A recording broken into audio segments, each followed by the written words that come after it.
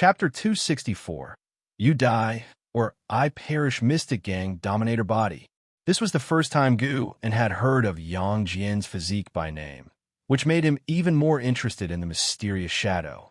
This person must be the great achievement ancient treasure body mentioned by the immortal seeking Taoist.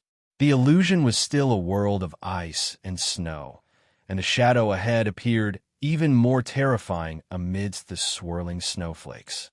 Yang Jian gritted his teeth and asked, "Who are you, and why do you keep entangling me?" Obviously, he had seen this figure in illusions before. Normally, he would be afraid, but with his master by his side, his courage swelled, leaving him only with anger. The shadow stopped, opened a pair of cold eyes, and their gaze landed on Yang Jian, making his heart tremble.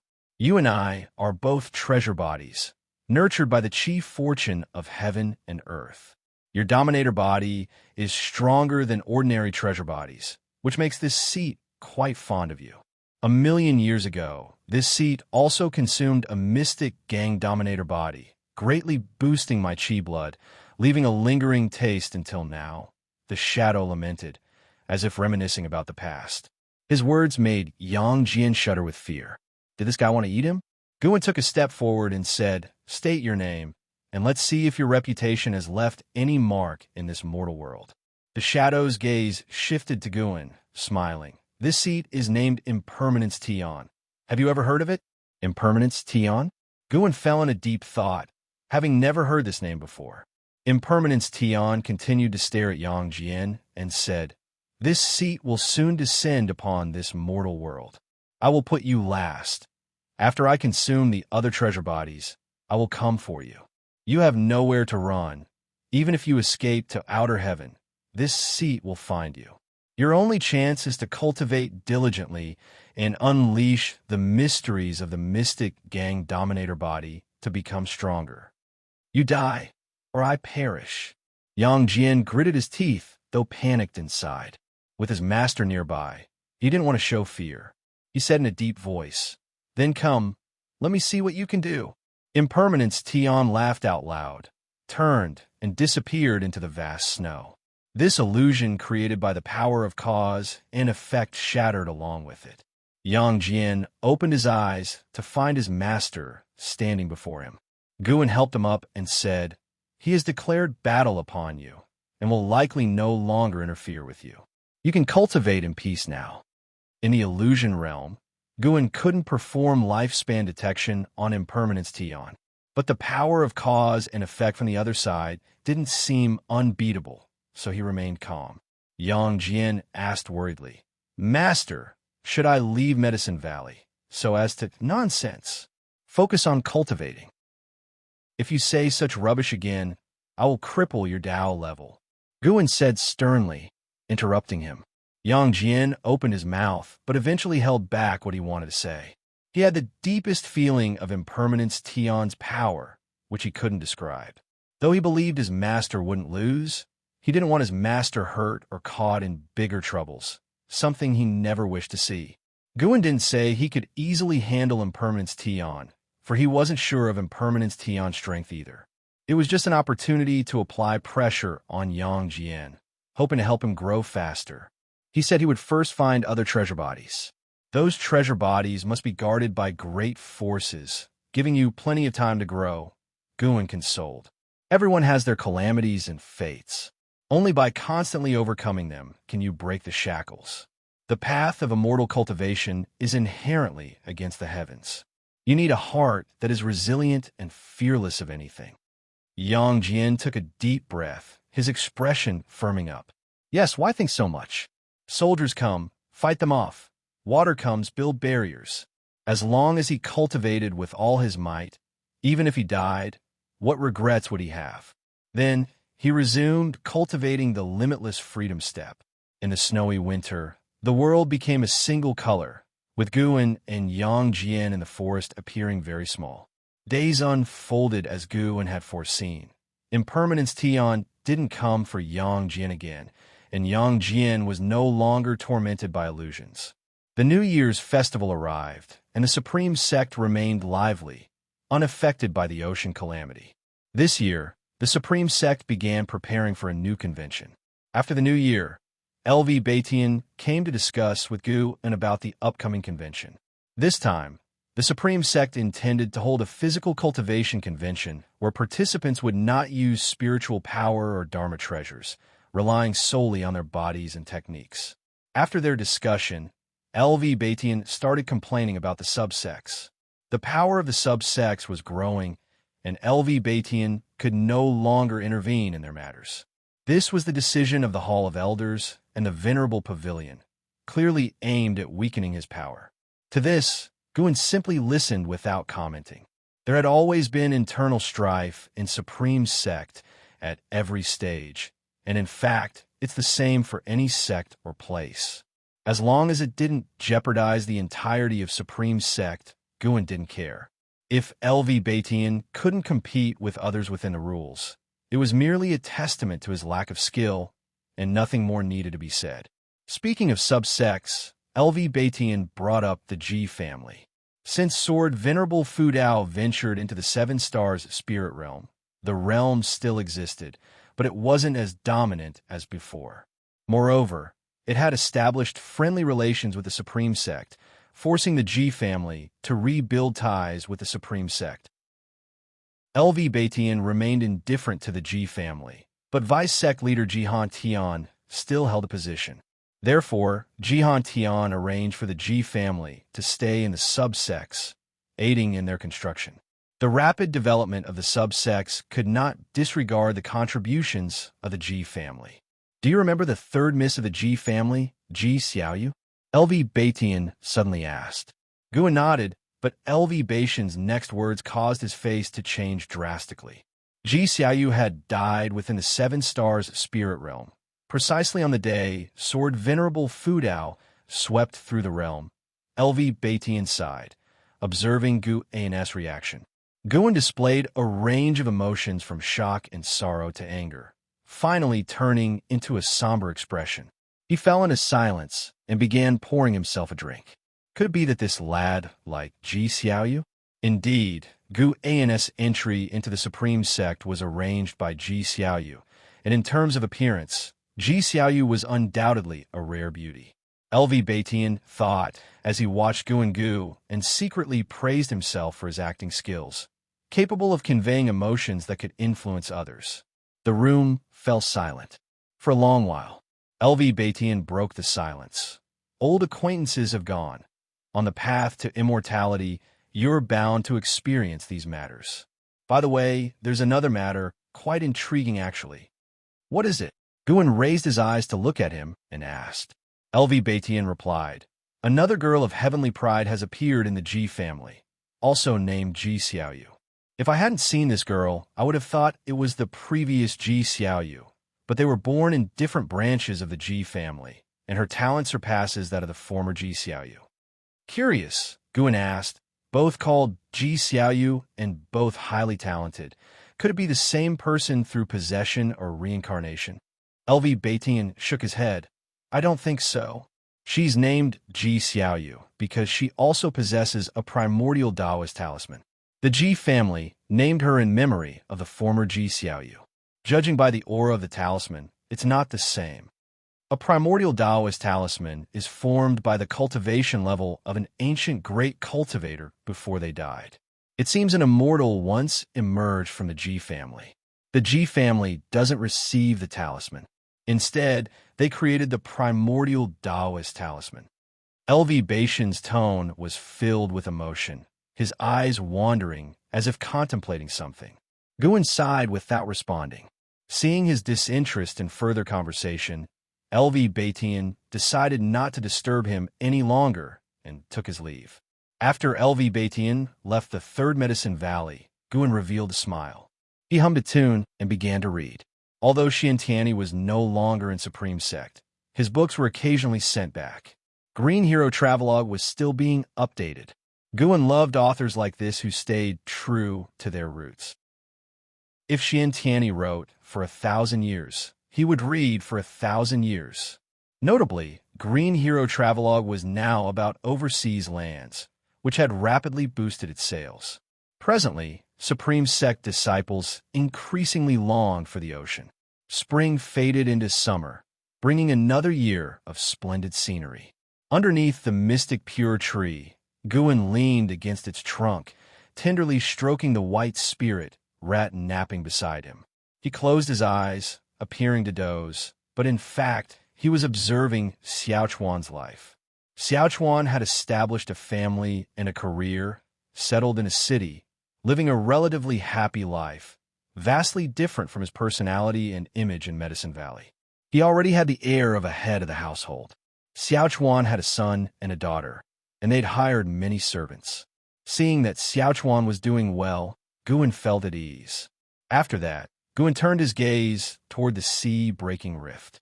Looking into the distance, the sea-breaking rift stretched long, spanning the ocean.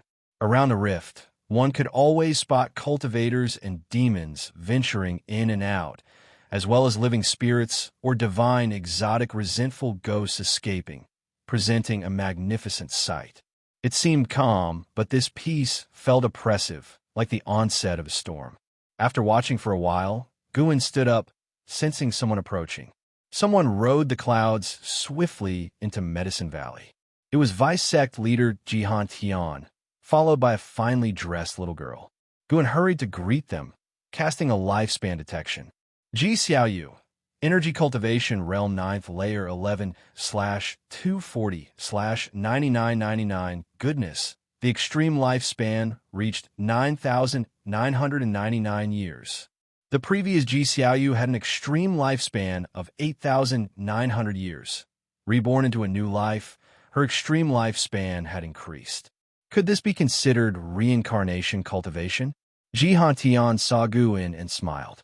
When Guin approached, he spoke, "I want you to look after her. She is Xiaoyu, from a branch of the Ji family." Hearing this, Guin feigned a dazed look, gazing at the young Xiaoyu. Xiaoyu was only 11 years old, not yet reaching Jihannian's elbow. Her expression was calm, with eyes carrying a hint of age, reminding Guin of the previous Xiaoyu's precocious maturity. Seeing Guin lost in thought, Xianxia explained, "She just happens to have this name. LV Batian should have mentioned it. Let her cultivate in your Medicine Valley, and I will take her away later." Saying so, Xianxia turned and swiftly disappeared into the horizon. Guin and Xiaoyu stood on the grass, speechless, a subtle atmosphere prevailing. Just then, a figure appeared in front of Xiaoyu. He squatted down to scrutinize her. It was none other than Nine-Finger Divine Lord. Chapter 265, Supreme Treasure Body. Dream of the previous life, such a foundation, rare. The Nine-Finger Divine Lord looked at Xiaoyu and marveled, clicking his tongue. Xiaoyu slightly frowned, circled past the Nine-Finger Divine Lord, and came to Guin's side, leaning against him, watching the Nine-Finger Divine Lord with vigilance. Guin laughed and said, "Senior, don't scare the child." The Nine-Finger Divine Lord stood up, turned to look at Guin, and sighed. "Guin, this girl has extraordinary talent.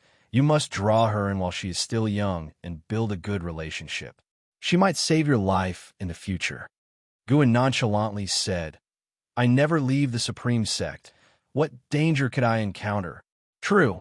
The Nine-Finger Divine Lord smiled and took another glance at Xiaoyu before turning and leaving. Guin looked at Xiaoyu and laughed. "I am called Guin. You can call me Valley Master from now on." Xiaoyu gently nodded. Her gaze towards Guin remained calm, as if she really did not remember Guin. This made Guin slightly regretful. In this life, Xiaoyu was ultimately not the same person as in the past. Guin took Xiaoyu's little hand and walked towards the group of pavilions.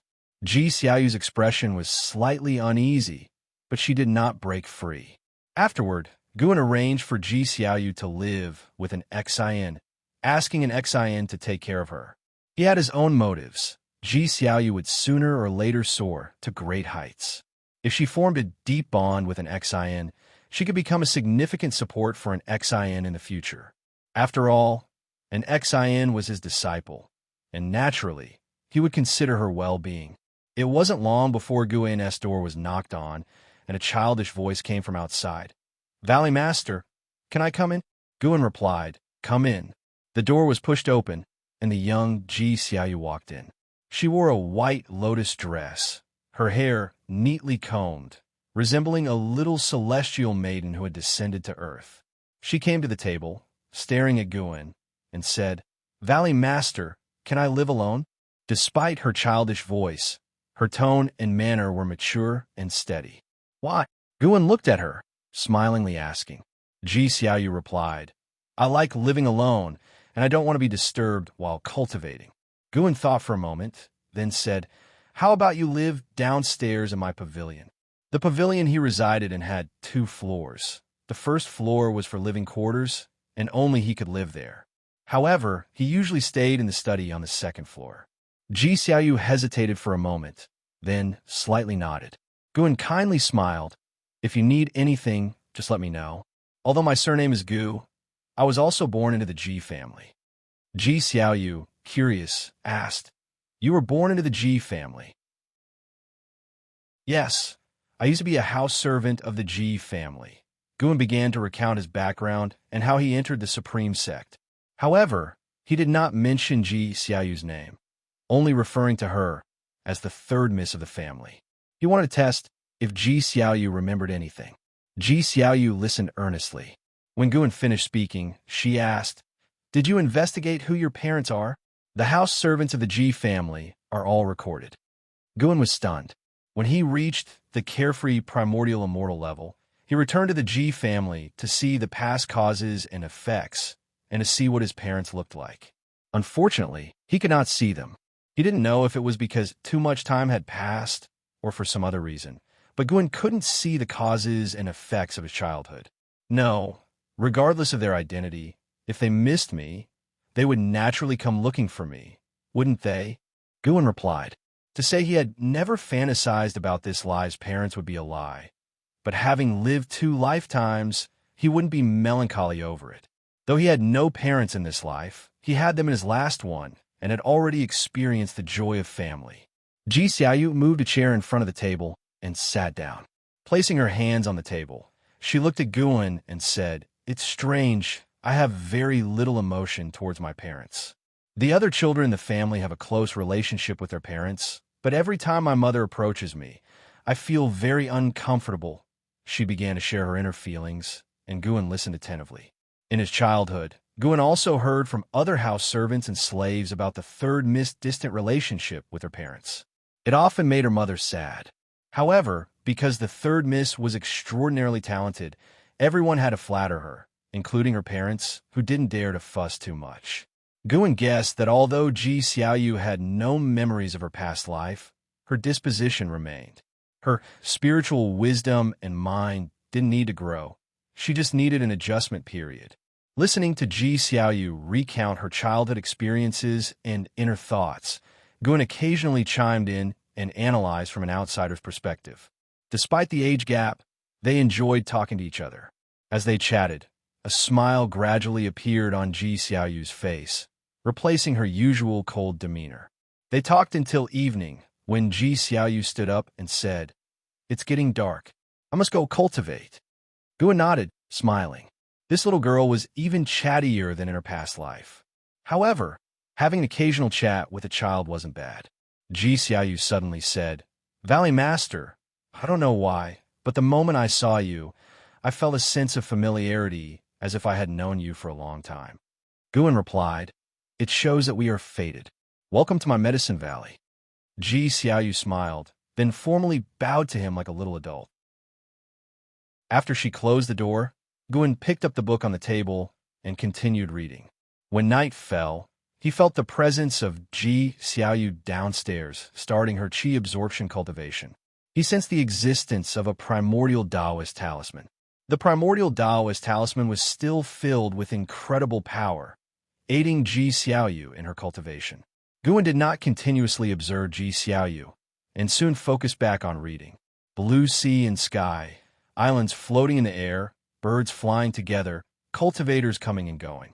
On a floating island, palaces were situated, the interior bright with light, the ground as blue as the sea, glistening with light. and Hao sat cross-legged in the water pool, surrounded by mist, his black hair floating slightly, and a faint light emanated from his body, resembling a fire glow. A figure appeared out of thin air by the poolside, a man in a long robe, with an immortal aura, holding a horsetail whisk, his white hair tied beneath a lotus crown, with 3 flying swords of different shapes floating behind him. Disciple, in the coming period, you must not leave the Star Sea congregations. I will be heading to the sea-breaking rift and do not know when I will return, the man in the long robe said. He had the title of Sage Fuchin, known as Sage Fuchin, and Hao's master in the Star Sea congregations. And Hao opened his eyes, looked at him, and frowned. Why can't I leave? I don't even have divine exotic city. Clearly, he was quite displeased with Leah being restricted. After all, he and Leah came from the Supreme Sect, practically old acquaintances, and seeing an acquaintance suffer, how could he be happy? Sage Fuchin shook his head and said, Your situation is different. Your trouble is greater. There is a divine, exotic, resentful ghost with an ancient treasure body in the sea-breaking rift. It was once a transcendent immortal and could traverse outer heaven, named Impermanence Tion. Impermanence Tion plans to devour all treasure bodies in the world. He will inevitably target you, and his Tao level is stronger than a wandering immortal. Stronger than a wandering immortal. And Hao's face shifted slightly. Although he now understood the levels of the immortal path realm, the highest he could reach was the wandering immortal. Beyond that, it was a sect taboo not to be explored lightly. Sage Fuchin comforted, If you stay within the Star Sea congregations, he can't do anything to you, so do not venture out. Wait until all congregations eliminate the divine, exotic, resentful ghost at the bottom of the sea-breaking rift. And Hao nodded. He wouldn't tempt fate by trying to challenge Impermanence Tion's might. Though he might have great talent in terms of strength on this ocean, he knew he was still very weak, even considered a bottom-tier cultivator. Then, Sage Fuchin gave a few more reminders before leaving. And Hao raised his right hand, a wisp of flame emerging from his palm, condensing into a small sun. The firelight illuminated his face, which remained indifferent. Impermanence Tion, supreme treasure body. Why do I feel like I want to devour you? The summer heat was intense. In the Third Medicine Valley, Guan rode the Blood Prison Great Saint down from the transmission array platform. Today he had gone to Tina Valley, harvested some medicinal herbs, and spent nearly an hour in the Mystic Valley. Guan looked up and gazed at the distant Mystic Pure Tree. Under the Mystic Pure Tree, Ji Xiaoyu was staring at it, with Li Lingtian standing nearby, saying something. Guan patted the Blood Prison Great Saint, signaling it to head towards the Mystic Pure Tree. Little girl, my swordsmanship is really amazing. Are you sure you don't want to learn? You should learn it. I see you have extraordinary talent and need an ultimate skill to protect yourself. Why don't you answer me? I am the crown prince of the present dynasty. No matter how much Li Lingtian persuaded, Ji Xiaoyu ignored him, making him stomp his feet in frustration. At this moment, Gu An's voice floated over. First, defeat Jinner with your swordsmanship before you brag. Li Lingtian quickly turned around and awkwardly grinned. Guan dismounted and walked towards Ji Xiaoyu, then said, Don't disturb her, or I'll have Jinner train you. Li Lingshan's face changed slightly, and he immediately left. When Guan reached Ji Xiaoyu, she was still staring dazedly at the Mystic Pure Tree. Behind them, the banter of the Blood Prison Great Saint and Li Lingtian could be heard, with the Blood Prison Great Saint always managing to irritate Li Lingtian. Guan looked at Ji Xiaoyu, secretly amazed. Had she begun Path Enlightenment just 1 month after entering the valley? This was too incredible. He did not disturb Ji Xiaoyu, just stood beside her to protect her from being bothered by other disciples. It wasn't until twilight that Ji Xiaoyu finally came back to her senses. Guan guessed it was her Buddhist natural reaction. As night fell, she had to cultivate. Ji Xiaoyu turned and saw Guan, smiling. Valley Master Brother, why are you here? Finished with your work today? Guan rubbed her head and said, I finished long ago. What were you thinking about just now? Ji Xiaoyu called him brother because he arranged it so. Initially, she found it awkward, but she got used to it after half a month. Recalling, Ji Xiaoyu said, I seem to have seen some memories. They belong to me, but I have not experienced them. Oh, what exactly did you see? I saw myself standing in the sky, with many demons and people kneeling before me.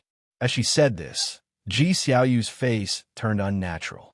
She felt like she was dreaming, but she did indeed see it. Chapter 266 Divine Exotic Ghost King. Bitter Sea Buddha, Sect Guan asked, What else did you see? Seeing that Guan did not doubt her, Ji Xiaoyu continued to recount. She saw herself being chased by many people, saw herself diving to the seabed and discovering a palace, and even saw herself flying into the sky to pick stars, among other things. After listening, Guan said, You can come here often if you're free. But Ji Xiaoyu shook her head and said, Forget it. My intuition tells me not to touch those memories. After speaking, Ji Xiaoyu turned and left. Guan watched her back and suddenly felt that her reincarnation was not just for improving her aptitude. Thinking carefully, it's true, the power contained in Ji Xiaoyu's primordial Taoist talisman was so strong that she did not need to improve her aptitude before nirvana. Could there be another hidden reason? And Ji Xiaoyu's soul had been wary of awakening her previous life memories? Guan shook his head, not wanting to think too much. After all, Ji Xiaoyu couldn't stay in the Third Medicine Valley forever. At the end of summer, Guan arrived at Immortal Seeking Island. His divine sense swept around, but the figure of the Immortal Seeking Taoist was nowhere to be seen. Did he really escape? He shook his head, then walked into the streets and began to wander around. This time, he did not call Xianxia. Besides buying seeds, he also wanted to inquire about Impermanence Tion's whereabouts. Now there were battles everywhere on the ocean, even heaven and earth flying immortal conflicts. More and more divine, exotic, resentful ghosts were escaping from the sea-breaking rift, some in groups and some alone. Those divine soul demons, acting alone, were very strong. Guan didn't keep watching the sea-breaking rift, so he came to listen for news. Sure enough, cultivators all over the streets were discussing the sea-breaking rift and the divine, exotic, resentful ghosts. It was said that there were 9 divine, exotic ghost kings in the sea-breaking rift, each having the power to rival a great sect, and some even holding immortal path supreme treasures. The main forces of the Starseed congregations once encountered one divine, exotic ghost king, suffering heavy losses and failing to capture it. The known divine exotic ghost kings were 3, Impermanence Tion, Defying Jiuyo, and Yin Yang Chaos. All 3 had 3-word names, and each had heaven-shaking abilities. Impermanence Tion stormed into a force comparable to the Starseed congregations, swallowing a great talent alive and leaving leisurely, making a name in battle. Defying Jiuyo created the Jiuyo Sea Fog, wreaking havoc on the ocean, turning all marine life into white bones wherever it passed. Yin Yang Chaos was even scarier, capturing souls and turning them into ghostly soldiers. The 3 divine exotic ghost kings did not fight together. Each could bring disaster to the ocean. There was also good news. It was said that an immortal path supreme treasure appeared in the sea-breaking rift and was seized by a divine monk from the Bitter Sea Buddha sect. Bitter Sea Buddha sect came from a far-off place, not known to the cultivators on Immortal Seeking Island, only that it was very powerful. Guan wandered around for an hour and then began purchasing medicinal herbs.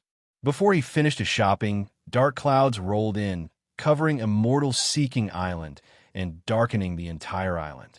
Although Guan had detected the crisis on Immortal Seeking Island, he did not panic and calmly continued buying medicinal herbs. When he walked out of the mansion's gate, Immortal Seeking Island was already like night. His gaze turned to the alleyway corner, where a claw emerged from the pitch-black wall, followed by a hideous ghost crawling out.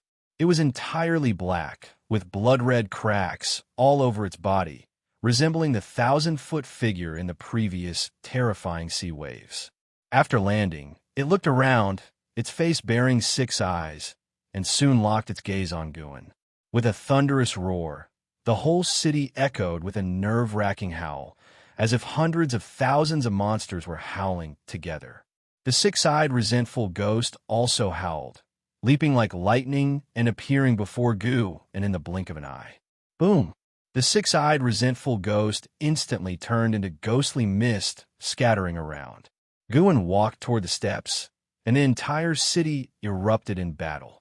Numerous cultivators and demons flew into the sky, countless divine, exotic, resentful ghosts rising like a rain of arrows to chase them. Guin did not receive any lifespan prompt and abandoned the idea of gaining lifespan by capturing divine, exotic, resentful ghosts. Since there was no profit, there was no need to stay long. Guin used the limitless freedom step to leave Immortal Seeking Island. After returning to the Supreme Sect, he leisurely walked into Mystic Valley. In the summer heat, the disciples were all cultivating inside their rooms. Guin went upstairs to rest and only came to the third Medicine Valley in the evening. Now he liked wandering around, seeming very busy but actually doing nothing, just enjoying such a lifestyle.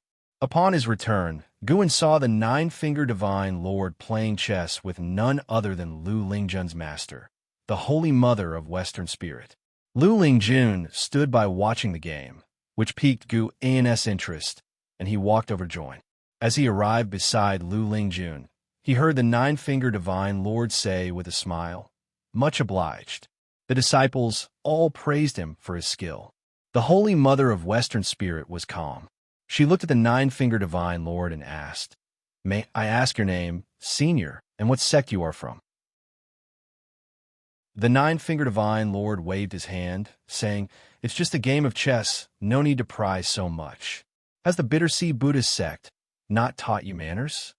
Upon hearing this, the Holy Mother of Western Spirit's expression changed slightly, but she said no more. She stood up, saluted the Nine-Finger Divine Lord, and then turned to leave. Lu Lingjun did not follow but looked at Guin beside her, asking curiously, "How did you beat this senior?" The Nine-Finger Divine Lord's face turned ashen, and he began to call others to sit down and start another game. Guin replied with a smug smile, "I wanted to interact with you as a mortal, but since you asked, I have to reveal it. I am a chess immortal in the world, using black and white Tai Chi to inquire about the Tao, experiencing worldly tribulations." Lu Lingjun couldn't help but roll her eyes. Beside them, Elder Lu widened his eyes and couldn't help but ask, "Valley Master, are you really a chess immortal?" The other disciples also looked at Guin excitedly. Whether true or not, their expressions made Guin feel very satisfied. "You are teachable," Guin said with a laugh, "just teasing you all. If I were a chess immortal, would I still be here doing chores?" The disciples laughed along, continuously flattering him. Seeing Guin and enjoying the disciples' adulation, Lu Lingjun shook her head and smiled. The Nine-Finger Divine Lord found Guin very contradictory.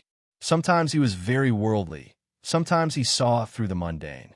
Perhaps it was this contradiction in his character that made his chess moves unpredictable and hard to capture. Afterward, Lu Lingjun pulled Guin away, and they came to a secluded place. "Can you let the girl downstairs come to me?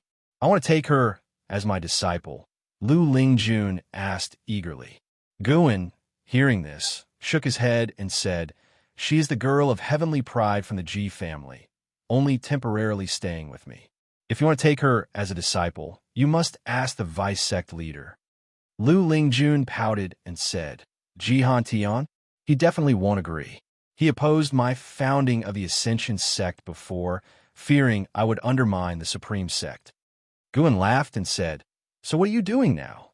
"I just can't bear to see good talents buried." "So, if you can't bear to see good talent from the Supreme sect being buried, do you want to take all the good talents away? You brat, do you think of me like that?" As they bickered, Lu Lingjun started hitting Guin, who was really afraid of hurting her. Sigh. He suddenly missed the days when Lu Lingjun used to bribe him. Back then, Lu Lingjun's attitude was as good as could be. Women are indeed changeable. Guin suddenly asked, "Your master is from the Bittersea Buddhist sect? What kind of sect is that? And where is it? He was curious because he had also heard this name mentioned today on Immortal Seeking Island. Lu Lingjun replied, yes, the Bitter Sea Buddhist sect is very far from the supreme sect. Not even Jihan Tian could find it in a lifetime. So far away. You won't become a nun at the Bitter Sea Buddhist sect, will you? Don't talk nonsense. Let's not discuss this. Lu Lingjun gave Gu a stern look and then changed the topic, seemingly afraid of offending the Holy Mother of Western Spirit. After chatting for a while, Lu Lingjun left. Guan then walked toward his loft. Upon reaching the loft, Ji Xiaoyu suddenly ran out of the house, saying she had something to tell him. So, they went upstairs together. After sitting down, Guan looked at Ji Xiaoyu sitting opposite and asked, "What's the matter?" Ji Xiaoyu replied, "Wait a moment, Valley Master Brother, read a book first."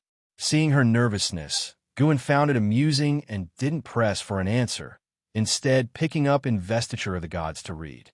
"Valley Master Brother, why are you reading Investiture of the Gods? They all say you like reading Green Hero Travelogue," Ji Xiaoyu asked curiously. Gu An's face changed instantly, and he sternly asked, "Who said that?" "Tang Yu, Peng Chong, Chun Jie, they all said so. Don't listen to their nonsense. Tomorrow we'll educate them properly. How dare they slander their master?" "Slander? Isn't Green Hero Travelogue a good book?" "Don't ask, just read a book yourself." Guan threw Journey to the West on the table to Ji Xiaoyu, and then focused on reading. An hour later, Ji Xiaoyu put down Journey to the West, let out a sigh of relief, and said, "They finally left. 2 people came to the valley today, making me feel very uncomfortable. One of them even wanted to take me as a disciple, but I refused." Guan sensed that the Holy Mother of Western Spirit and Lu Lingjun had already flown away and was secretly surprised. Ji Xiaoyu, who was only at the 9th layer of the energy cultivation realm, could sense the Holy Mother of Western Spirit's presence. She could even judge when the Holy Mother of Western Spirit left. Extraordinary indeed. Guan asked, "Why do they make you feel uncomfortable? Have you seen them before?" Ji Xiaoyu replied, "No, but when I was in a trance under the Mystic Pure Tree, I saw some images of people with similar auras to them, and those people wanted to capture me." Could it be that Ji Xiaoyu was an enemy of the Bitter Sea Buddhist sect in her previous life? It seemed that he needed to pay more attention to the Holy Mother of Western Spirit. If she recognized Ji Xiaoyu, he had to be cautious to avoid implicating the disciples in the valley. "Valley Master Brother, you'd better stay away from them. I feel that nothing good will come from getting close to them," Ji Xiaoyu said seriously. Guan nodded and said, "Don't mention this to anyone else to avoid trouble." Ji Xiaoyu replied, "Don't worry, they'll only tell you. Besides you, I feel that no one else in this world would harm me. It's a strange feeling, but that's truly how I feel." Chapter 267. Stronger Physique. Hearing Ji Xiaoyu's words, Guan couldn't help but feel curious. Why did she have such thoughts? In her past life, before her death, Guan did indeed help her, but that was in the guise of the sword Venerable Fudao. Could it be that Ji Xiaoyu had already seen through his true identity at that time? That was impossible. The 9 extremes yin-yang body could shield against probing and causal deduction. To see through his identity, the other party's cultivation level would have to be far higher than his. Could it be because of Gu An's identity? Guan suddenly recalled when they were children, Ji Xiaoyu once spoke up to save him. Thinking carefully, it seemed Ji Xiaoyu had only saved him and not shown such kindness to other house servants, or perhaps she didn't meddle in their affairs. Guan smiled and said, "Since you trust me so much, I must treat you well. As long as you're in Medicine Valley, you can cultivate at ease. No one can harm you." Ji Xiaoyu nodded, then started talking about Journey to the West again.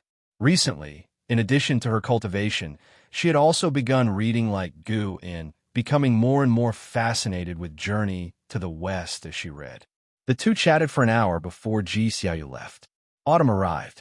Guan returned to Immortal Seeking Island. After the attack by the divine exotic resentful ghosts, the island had become somewhat desolate, but overall it had not declined. The strength of Immortal Seeking Island was still formidable. Without an attack from a divine, exotic, resentful ghost that surpassed the loose, immortal realm, it was difficult to shake the foundation of Immortal Seeking Island. Guan sent a message to Hu Xiaojian, who quickly appeared before him. After the salute, Hu Xiaojian began recounting the attack on Immortal Seeking Island. When he mentioned the divine, exotic, resentful ghosts, his face was full of fear and dread. Those fellows reformed in less than 5 breaths after being scattered. They were too troublesome.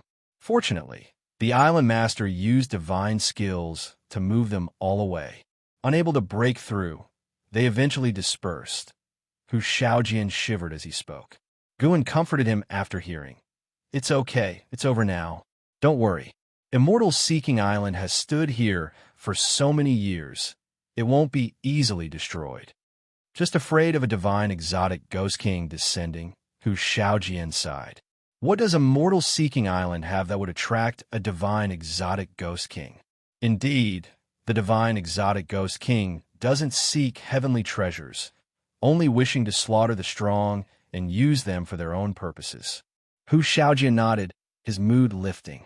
Afterward, he led Guan to continue their procurement, while also talking about the sea-breaking rift and the divine, exotic, resentful ghost news. Guan listened. Currently, various parts of the ocean were under attack from the divine, exotic, resentful ghosts. Their numbers were increasing, causing the maritime sects to take action. Many sects that Hu Xiaojian had never even heard of before displayed their power, astounding him. Deep Sea Spirit Palace, Mortal World Peak, Bitter Sea Buddhist Sect, Purple Pill Palace, Immortal Fall Gorge, Vast Energy Taoist Sect, Time Divine Pavilion. This vast world left Hu Xiaojian deeply moved. Guan, however, wasn't much affected. He had previously used his divine sense to probe and found that this world was on par with the Star Sea congregations, with over 100 sects at the same level, demonstrating the world's immense strength. Some sects could already travel to outer heaven, yet they remained here. Perhaps there were unimaginable dangers in outer heaven for mortal spirits. Guan was curious about the power that enveloped the great heavenly spirit land, forbidding beings below the heaven and earth flying immortal realm from leaving. What exactly was it? Was it the constraints of the world or the work of some higher force? In any case, Guan didn't plan to venture to outer heaven lightly. Since only heaven and earth flying immortals could leave the great heavenly spirit land, he needed to surpass that level by at least 2 major realms before exploring. It would be too frustrating to die out there. When Hu Xiaojian mentioned medicinal herbs, Guan's thoughts returned to reality. Compared to the divine, exotic, resentful ghosts, he was more concerned with extending his lifespan. The years flowed on. Since ancient times, the mortal world had been full of hardships, but those who could live long lives were few. Longevity and immortality, that was what Guan cared about most. In the blink of an eye, 5 years passed. Guan's lifespan had already exceeded 28 million years, nearing 30 million years. In these 5 years, the ocean faced endless calamities, and Immortal Seeking Island experienced 2 more attacks. However, the mainland where Supreme Sect resided remained peaceful, unaffected by the ocean's tribulations. In the forest, Guan sat on the back of the Blood Prison Great Saint, watching with a smile as Yang Jian and Li Lingtian sparred. Though Li Lingtian had reached the 2nd layer of the core formation realm, he was still suppressed by Yang Jian, who appeared to be only in the Foundation Establishment realm. In reality, Yang Jian had already formed his nascent soul. Even if he suppressed his cultivation to the Foundation Establishment realm, his physical strength was not something a core formation realm cultivator could withstand. Bang! Li Lingtian crashed into a tree trunk, causing the 1,000-year-old tree to tremble, leaves falling. 10 zhang away, Yang Jian retracted his leg, patting his robe. His sharp aura subsided, and the oppressive feeling he exuded disappeared. Li Lingtian sat on the ground, clutching his chest in pain. The voice of the Blood Prison Great Saint came. Li Lingtian, your cultivation results are too weak. Like this, you still dare to call yourself Ling Tian?" Hearing this, Li Ling Tian grew anxious, but with Guan and Yang Jian there, he could only suppress it. Damn it, what kind of monster is this guy? Li Ling Tian struggled to stand, looking at Yang Jian with fear. Fortunately, it was just a spar. If it were a life-and-death fight, he wouldn't just die, he would die horribly. He felt that over the years, Yang Jian's ferocity had grown, and even someone as fearless as him was terrified, afraid of provoking him. "Jianer, you were too heavy-handed. Apologize." Gu An's voice came, and Yang Jian looked at Li Ling Tian. Noticing his serious internal injuries, he immediately felt guilty and hurried forward. "Sorry, I was distracted just now." Yang Jian stood before Li Ling Tian, his face full of regret. Seeing his expression, Li Ling Tian didn't feel better. In fact, he felt worse. He forced a smile, saying, "It's fine, I'm just not skilled enough." He suddenly wanted to leave the Third Medicine Valley. He thought staying by Yang Jian would help him learn more, but why did the gap feel like it was widening? He almost forgot what it felt like to win. To be precise, he had never won. Since becoming an adult, he only sparred with Yang Jian and wouldn't bully other disciples in the valley. Guan called them back to the valley, simultaneously scanning the ocean with his divine sense. 5 years had passed, and the seas around the continent had started to show signs of the divine, exotic, resentful ghosts. Though few in number, it was not a good omen. For having once struck down a 1,000-zhang-tall figure and dispersed giant waves, he surely left a profound impression on the mysterious existence within the sea-breaking rift. But all these years, no danger had arrived, which was definitely not a stroke of luck. The mysterious entity under the sea-breaking rift must be plotting something. The desire for a breakthrough grew stronger in Gu An's heart. With a cultivation level of the 9th layer of the carefree, primordial immortal realm, he would remain unafraid of calamities. Even if he couldn't win, he could escape. But if he could escape, what about Medicine Valley and those he cared about? Escaping with them all would be inconvenient and could expose his true cultivation level. Damn heavenly Tao, obstructing my pursuit of 100 million years of lifespan. Guan thought to himself, frustrated. The blood prison great saint beneath him couldn't fathom his thoughts. It was busy teasing Li Ling Tian, making Li Lingshan's face turn completely red, feeling like exploding. As they approached the valley entrance of the Third Medicine Valley, Guan noticed a figure. He lightly patted the ox's back, signaling the blood prison great saint to speed up. In the end, Li Ling Tian ran faster, rushing over like a gust of wind. "Sister Yu, why are you here?" Li Ling Tian asked with a flattering smile. 16-year-old Ji Xiaoyu stood at the valley entrance, tall and slender, dressed in a belted blue dress, with beautiful makeup, her long hair coiled under a purple crown, looking like a fairy in a painting. Even some passing disciples from the valley couldn't help but frequently glance at her. Compared to her past life, she had grown more beautiful and not as cold in temperament. Originally smiling, Ji Xiaoyu's smile faded as soon as Li Ling Tian appeared, and she took a step to the side. This step made the already hurt Li Ling Tian feel even worse. When the blood prison great saint got closer, Ji Xiaoyu smiled and said, "Brother Valley Master, are you done?" Guan nodded and asked, "Do you have something to discuss? Let's talk inside," Ji Xiaoyu said, heading toward Gu An's pavilion. Li Ling Tian looked at her back, hesitating to speak. Riding the blood prison great saint, Guan followed her back. Yang Jian also left alone to continue his cultivation. He still wasn't strong enough to contend with Impermanence Tian. Only Li Ling Tian remained at the valley entrance, looking around, feeling very depressed. You beat up Lousy, and you're all happy and dispersed. On the other hand, Guan led Ji Xiaoyu to the second floor of the pavilion. After sitting down, he stretched lazily and asked, "What's the matter?"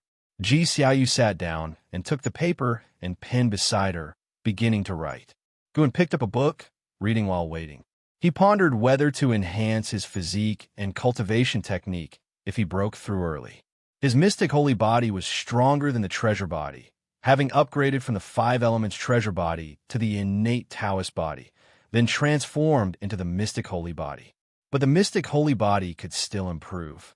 After all, the path to becoming stronger was endless. After a long time, Xiaoyu stopped writing. She looked up at Guan and pouted. "Why don't you care at all about what I'm writing?" Guan put down his book and smiled. "Aren't I waiting for you to finish? I've lived 150 years longer than you. It's not easy to get curious so quickly." Xiaoyu pushed the dozen sheets of paper she had written toward Guan. "This is a cultivation technique I comprehended last night. Have a look." Guan picked them up and read them one by one. After he finished, he was astonished and said, "What a marvelous technique. Did you really comprehend this?" This technique was indeed excellent, though not as good as his own. However, within the Supreme Sect, it would definitely be highly valuable, not something an inner sect disciple could buy. Xiaoyu replied, "Yes, sort of. This technique can cleanse the muscles and marrow. You always complain about your poor aptitude. You could try this technique. It doesn't affect your energy absorption skill, so you can cultivate it with peace of mind." Guan raised an eyebrow and asked, "Can I teach it to others?" Xiaoyu furrowed her brows slightly at that. Guan chuckled. "If it's not allowed, then forget it. Thank you very much." Chapter 268. The Catastrophe of the Star Sea Congregations. You can teach it to others too, but whether they can master it is hard to say. This cultivation technique requires a large amount of medicinal herbs to temper the body. I only taught it to you because you happen to have a medicine valley. Xiaoyu spoke. Then she stood up and turned to leave. Just leaving like that? Guan couldn't help but ask. "Got to go cultivate." Xiaoyu replied without turning her head. This time, after walking out of the room, she didn't close the door. Guan smiled to himself, muttering, "Still has the heart of a girl." He didn't mind and put away the cultivation technique Xiaoyu had written. In fact, he had similar cultivation techniques. He had just asked casually just now. The techniques that change one's physique often require a large accumulation of rare and precious items.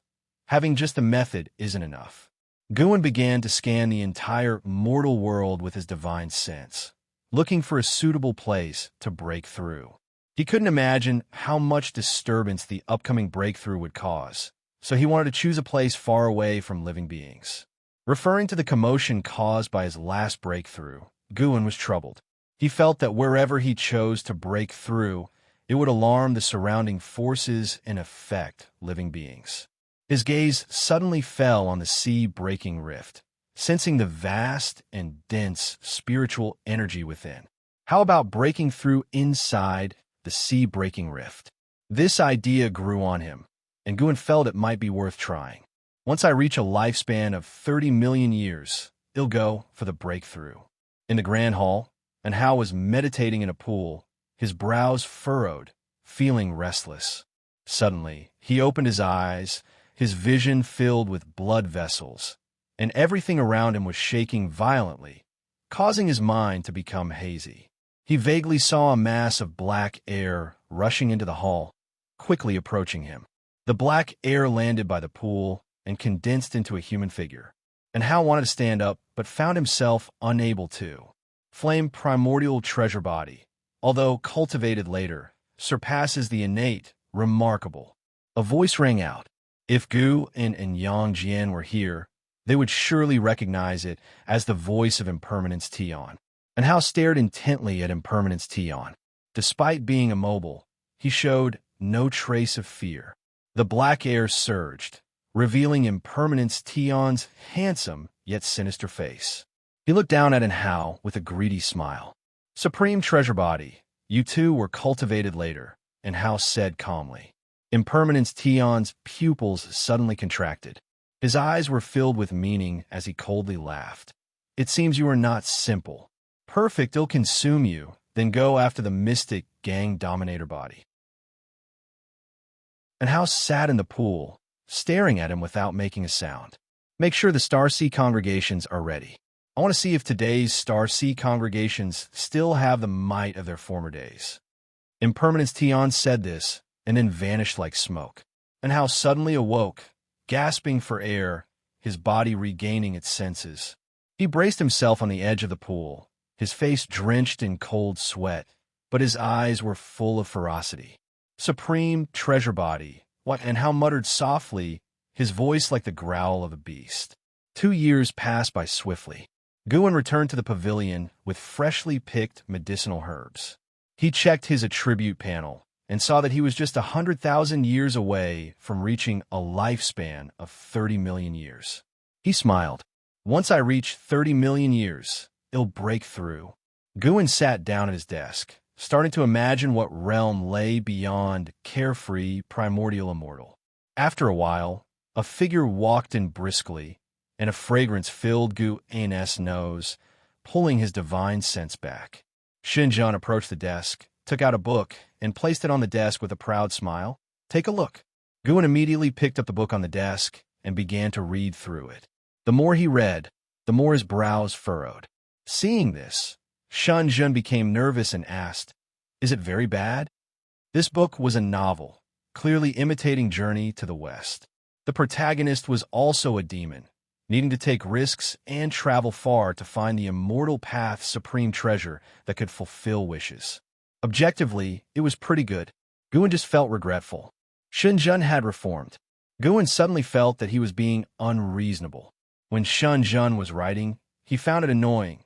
Now that she wasn't, he felt regretful. It's pretty good, keep it up. Guin closed the book and returned it to Xianxia, speaking casually. Xianxia, seeing his dismissive attitude, clenched the book tightly in her hand. At this moment, the sound of footsteps came. Xiaoyu, dressed in white, walked up. At 18, her temperament was even more outstanding. Her features had fully matured. Her eyes, captivating, and a red thin line on her forehead made her even more stunning. Xianxia looked back and was also captivated by Xiaoyu's appearance. Although Xiaoyu had been in the Third Medicine Valley for years, the two women had never met. Xianxia had not come back for many years. Xiaoyu's gaze fell on Xianxia, appraising her carefully. Suddenly, Xianxia laughed, turned to Guin, and asked, "Guin, do you not like this kind of book and only like to read the Supreme Secret Records?" Guin's expression changed drastically. He quickly said, "How could that be? I like this kind of book. What Supreme Secret Records? I haven't read those." He shot Xianxia a meaningful look.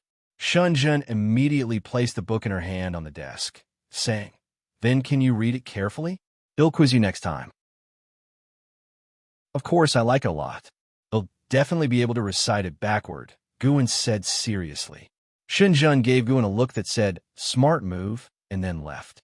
As she passed Xiaoyu, she nodded with a smile, making Xiaoyu frown. Xiaoyu walked to the desk and softly asked, "Is she threatening you? Tell me, I can help you settle it." At 18, she had already reached the 8th floor of the Foundation establishment realm. She was very confident in her abilities. Guin laughed and said, "Not at all. I've known her for over 100 years. She just likes to bicker with me. Let's not talk about her. Why are you here?" Xiaoyu looked at Guin and said, "I'm planning to leave for a while. I have some matters to attend to back at the Ji family." "Go ahead. Do you need me to take you to see the vice sect leader?" "Yes."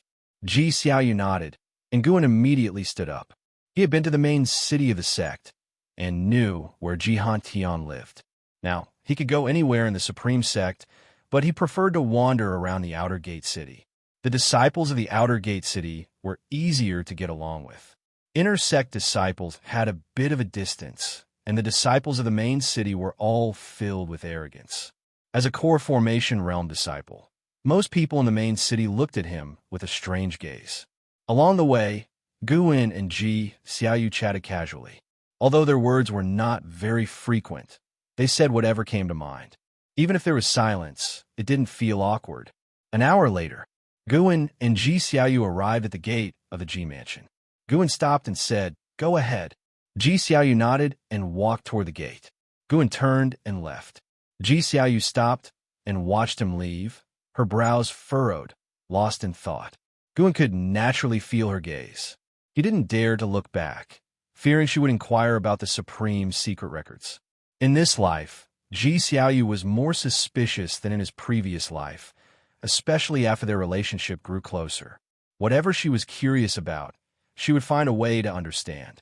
After arriving at the intersect city via the transmission array platform from the main city of the sect, Guin suddenly sensed strong battle energy to the south, with an aura surpassing most heaven and earth flying immortal. Near, carefree, primordial immortal, but still a bit short.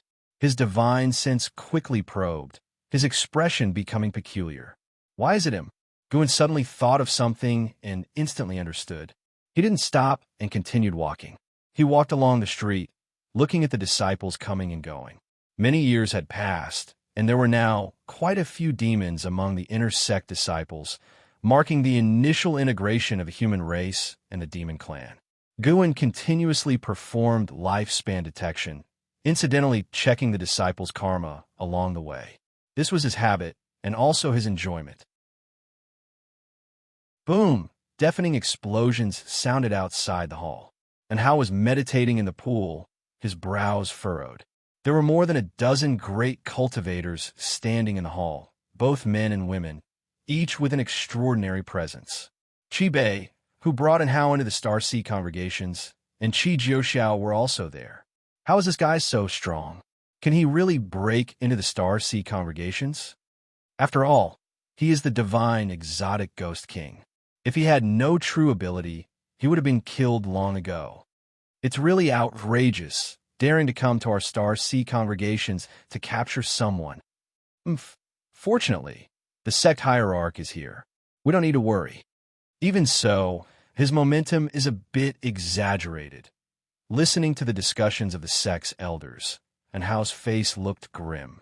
He didn't expect Impermanence Tian to be so arrogant, actually daring to forcefully break into the Star Sea congregations. He could feel the pressure from Impermanence Tian growing stronger, indicating that the enemy was getting closer and had already locked onto him. At the same time, outside the palace, the blue sky whipped up a strong wind, stirring the sea of clouds into a massive vortex in the sky. The floating islands below seemed insignificant like specks of dust. The cultivators of each floating island flew out, bringing out their magic artifacts, ready for battle. The doors of Hao's palace opened, and everyone walked out, including Hao. The sect hierarch is here, a female cultivator said excitedly. The other great cultivators breathed a sigh of relief. From the swirling clouds in the sky emerged glimpses of a flag. A streak of light fell from it, swiftly landing at the cliff's edge in front of Hao's palace. As the light dispersed, a man in a wide white robe appeared, draped in flowing clouds, with various jade pendants of different shapes hanging from his belt that swayed in the wind. His broad back exuded an imposing aura. Even though he had his back to Hao and the others, his aura that reached the sky astounded them. Great Ming Tian, the sect hierarch of the Star Sea congregations, heaven and earth flying immortal realm. His countenance was stern, his long beard fluttering, and his eyes carried a fierce light. His long hair was tied under a crown adorned with small flags. He raised his right hand, and one of the flags flew out, quickly enlarging as it landed in his hand. This flag was none other than the Immortal Path's supreme treasure, the Star Sea Primordial Unity Banner. Stars glimmered on the banner, emanating a vast and majestic aura. Star Sea Primordial Unity Banner. It has been a long time. Impermanence Tian's cold laughter filled the air.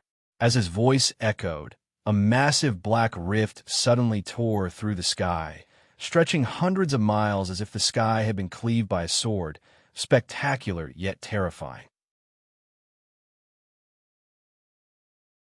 Chapter 269. Waiting for Death? Who said that? All the cultivators in the minor heaven and earth looked towards the black rift hanging on the horizon. Everyone was tense, as if confronting a formidable enemy.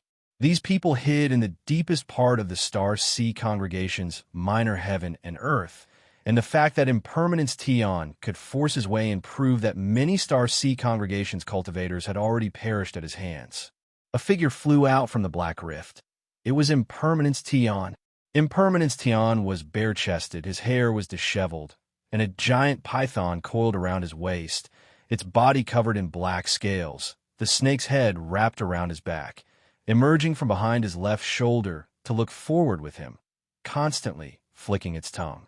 His upper body displayed a bizarre black pattern, as if some kind of emblem, making him look even more terrifying. From afar, his gaze locked onto Hao, and Hao couldn't help but frown. Impermanence Tion's mouth corner lifted in a fearsome smile. Hurry up and form your formation. Let me see if today's Star Sea Primordial Unity banner is as formidable as it was back then. Impermanence Tion's voice echoed as he swung his palm, unleashing a terrifying gale that ravaged thousands of miles. One floating island after another activated their protective formations, forming circles of light, yet all the islands trembled. Great Ming Tian stood at the edge of a cliff, holding the Star Sea Primordial Unity banner in one hand, facing the wind. He snorted coldly, raised the Star Sea Primordial Unity banner in his hand, and the black flag soared upward, quickly growing larger, reaching a height of 10,000 feet in the blink of an eye, casting the entire floating island into darkness. Moreover, the small flags on Great Mingxin's headband also soared into the sky, standing alongside the 10,000-foot black flag, rapidly enlarging. There were actually 12 Star Sea Primordial Unity banners. 12 banners. Your capabilities are decent, but this is far from enough. Impermanence Tian sneered, swinging his hand once again.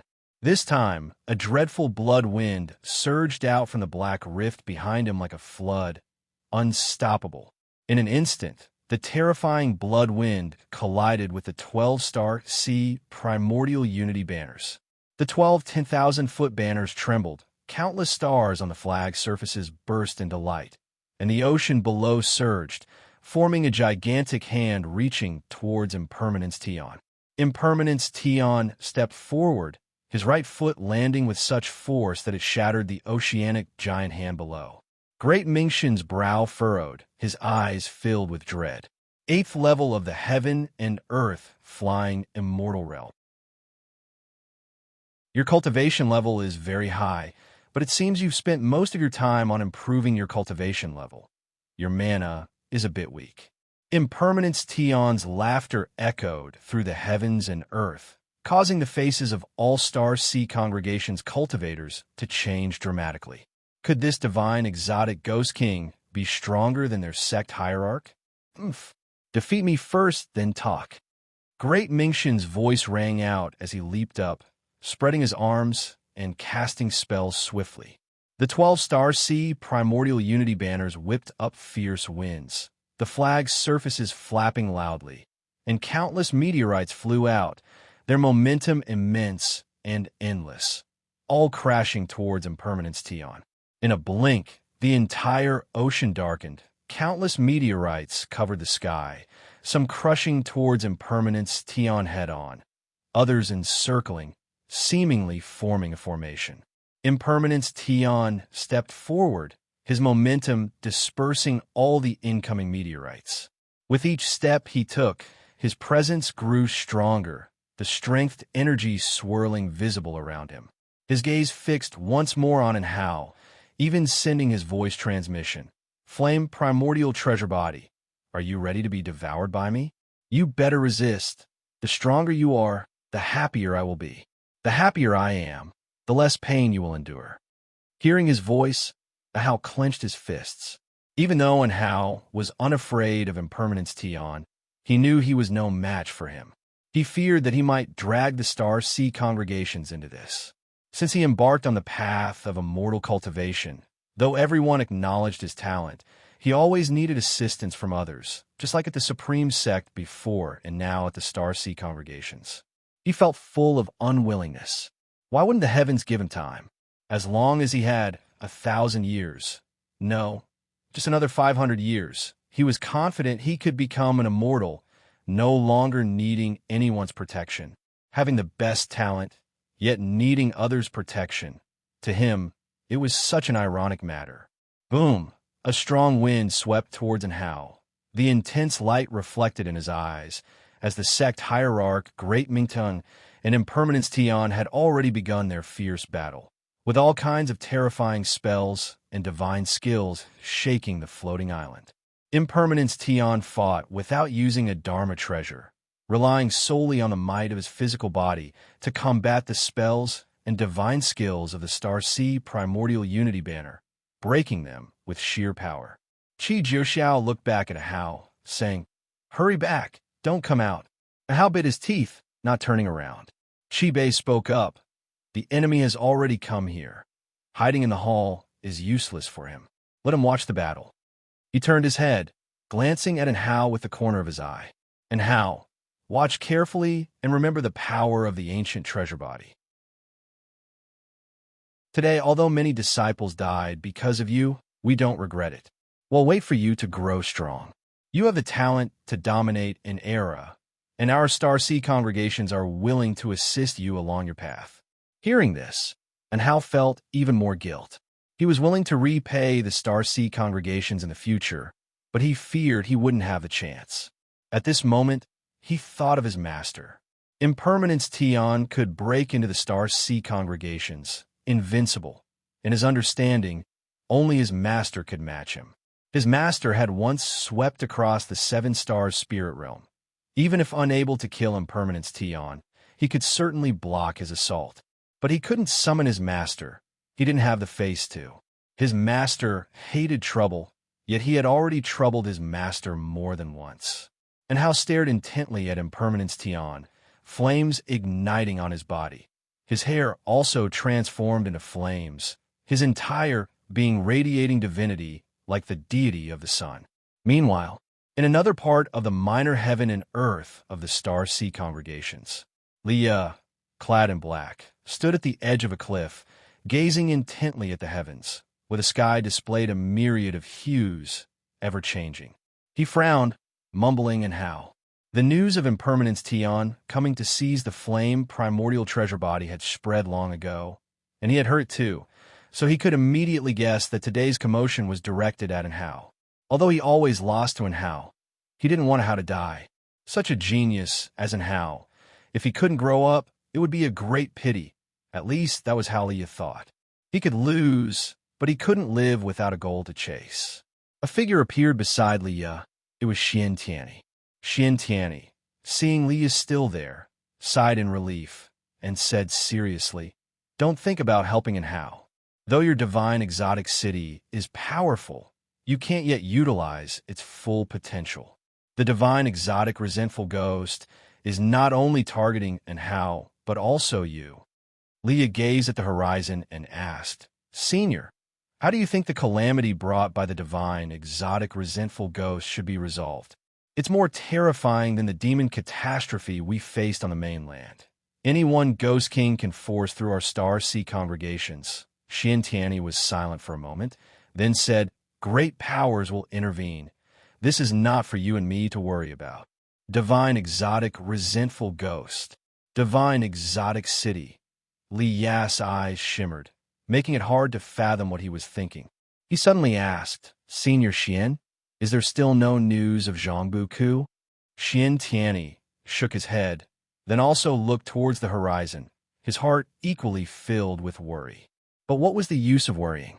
This wasn't the mainland. His status as a Mahayana cultivator meant nothing here. Boom, boom, boom. Ocean waves surged to heights of 10,000 feet. Floating islands shattered. The sky filled with thunder and flames. Black holes constantly appeared in all directions, and Starsea congregation's great cultivators continuously arrived to aid Great Mingtian. Great Mingtian held the flags with both hands. His body was covered in blood, still fighting fiercely with Impermanence Tian. Impermanence Tian punched, and Great Mingtian crossed the flags to block, but the overpowering force still sent him retreating hundreds of miles, his hands trembling as he held the Star Sea Primordial Unity banner, bleeding from the palms. The 10 Star Sea Primordial Unity banners in the sky burst into countless lightning bolts, intertwining around Impermanence Tian. "Ha ha! What joy! What joy!" Impermanence Tian laughed wildly, the pain from his physical body only making him more frenzied, even boosting his momentum continuously. The ferocity in his eyes almost became tangible. His gaze once again fixed on the wrathful and Hao, taunting, "Be furious, be hopeless, you can only watch as I tear them apart." His laughter echoed across the heavens and earth, drowning out all other noises. And Hao was utterly enraged, wanting to rush up, but the surrounding cultivators stopped him. "You going up would only inconvenience the sect hierarch," Xianxia said sternly, holding the dragon-slaying spear, the spearhead blocking and Hao's chest. He was secretly shocked. Was his kid's life fire really so intense? And Hao grabbed the dragon-slaying spear with both hands, his gaze fixed on Impermanence Tian, gritting his teeth. But what? If death is coming, let us die first." An old cultivator snorted coldly. Other great cultivators around also spoke harshly, fearless of death. No one blamed Hao, making him feel even worse. "Are we really just waiting to die?" And Hao's face showed intense unwillingness, anger boiling in his heart, causing the flames on his body to burn more vigorously. "Waiting to die? Who said that?" A voice reached in Hao's ears, making him instinctively feel irritated. Before he could respond, the surrounding cultivators turned around, as if all were startled. Xianxia looked behind Hao, exclaiming in surprise, "Fu, Senior, why are you here?" And Hao's body trembled upon hearing this, the flames on his body rapidly dimming. He turned his head cautiously, seeing a familiar figure walking past him and stopping ahead of him. It was none other than Guan, who had cast the 9 extremes yin-yang body. The dark purple demonic shadow struck the cultivator's eyes. Except Xianxia and Bei, others were secretly frightened. Where did this person come from? Why had they not noticed at all? And Hao came back to his senses, hurriedly said, "Master, he is one of the 9 divine exotic ghost kings, possessing the supreme treasure body of Impermanence Tian." "Enough. Just an ant? Why bother introducing it to your master?" Guan said, causing all the surrounding faces to change drastically. And Hao was stunned, then relieved, a smile appearing on his face. "An ant? Such arrogant words, and who might you be?" Impermanence Tian's icy voice came, full of killing intent. Clearly, Guan had angered him. Chapter 270 Desperate Impermanence Tian. Impermanence Tian's voice made the entire world feel as if it were in an icy wasteland, and all the cultivators of the Star Sea congregations felt chills down their spines. Guan ignored Impermanence Tian and stepped forward. Under the towering Star Sea primordial unity banner, the blood-soaked Great Ming Tian turned his head, eyes full of shock. "Who is this person?" Impermanence Tian also stopped. Guan's dismissive attitude irritated him, and he roared angrily, suddenly transforming into a blood wind, sweeping toward Guan. In the horrifying blood wind, the head of a sea dragon emerged, giant as a mountain, seemingly capable of swallowing Guan and Hao and the others on the floating island in one bite. Everyone on the island's hearts pounded wildly, not daring to blink. Boom! The moment the blood wind and sea dragon collided with Guan, it dissipated instantly, and Impermanence Tian was shaken still, losing his balance, disbelief on his face. No, Impermanence Tian said, his voice trembling. Before he could finish his words, a hand suddenly pressed on his shoulder, causing the giant python on his body to turn into blood mist with a slap. With that slap, Impermanence Tian's heart jumped fiercely, unprecedented panic engulfing him. He was horrified to find that his mana could not be mobilized, and he had lost his combat strength. "No matter where you are, I will find you and crush you to death again." Guan's voice entered Impermanence Tian's ears. As his words fell, his right hand squeezed, directly crushing Impermanence Tian's physical body. Boom! A sudden gale arose, raging across the world, blowing numerous cultivators away into the distance. Guan was not just of higher cultivation. His physique was also stronger. His whole Bodashi power was far beyond that of Impermanence Tian's supreme treasure body. In the instant he crushed Impermanence Tian, Guan could feel the bizarre power belonging to the divine, exotic, resentful ghost quickly retreating from the Starseed congregations. It was this elusive power that continuously helped the divine, exotic, resentful ghost to resurrect. It retreated in a manner beyond the rules, quickly shrinking back into the sea-breaking rift. Guan followed and disappeared from where he was. The small minor heaven and earth fell into silence. Even the wind sounded oppressive. Great Ming Tian floated in the air, a look of astonishment on his face, unable to recover for a long time. If even he was like this, let alone everyone else. Impermanence Tian is dead.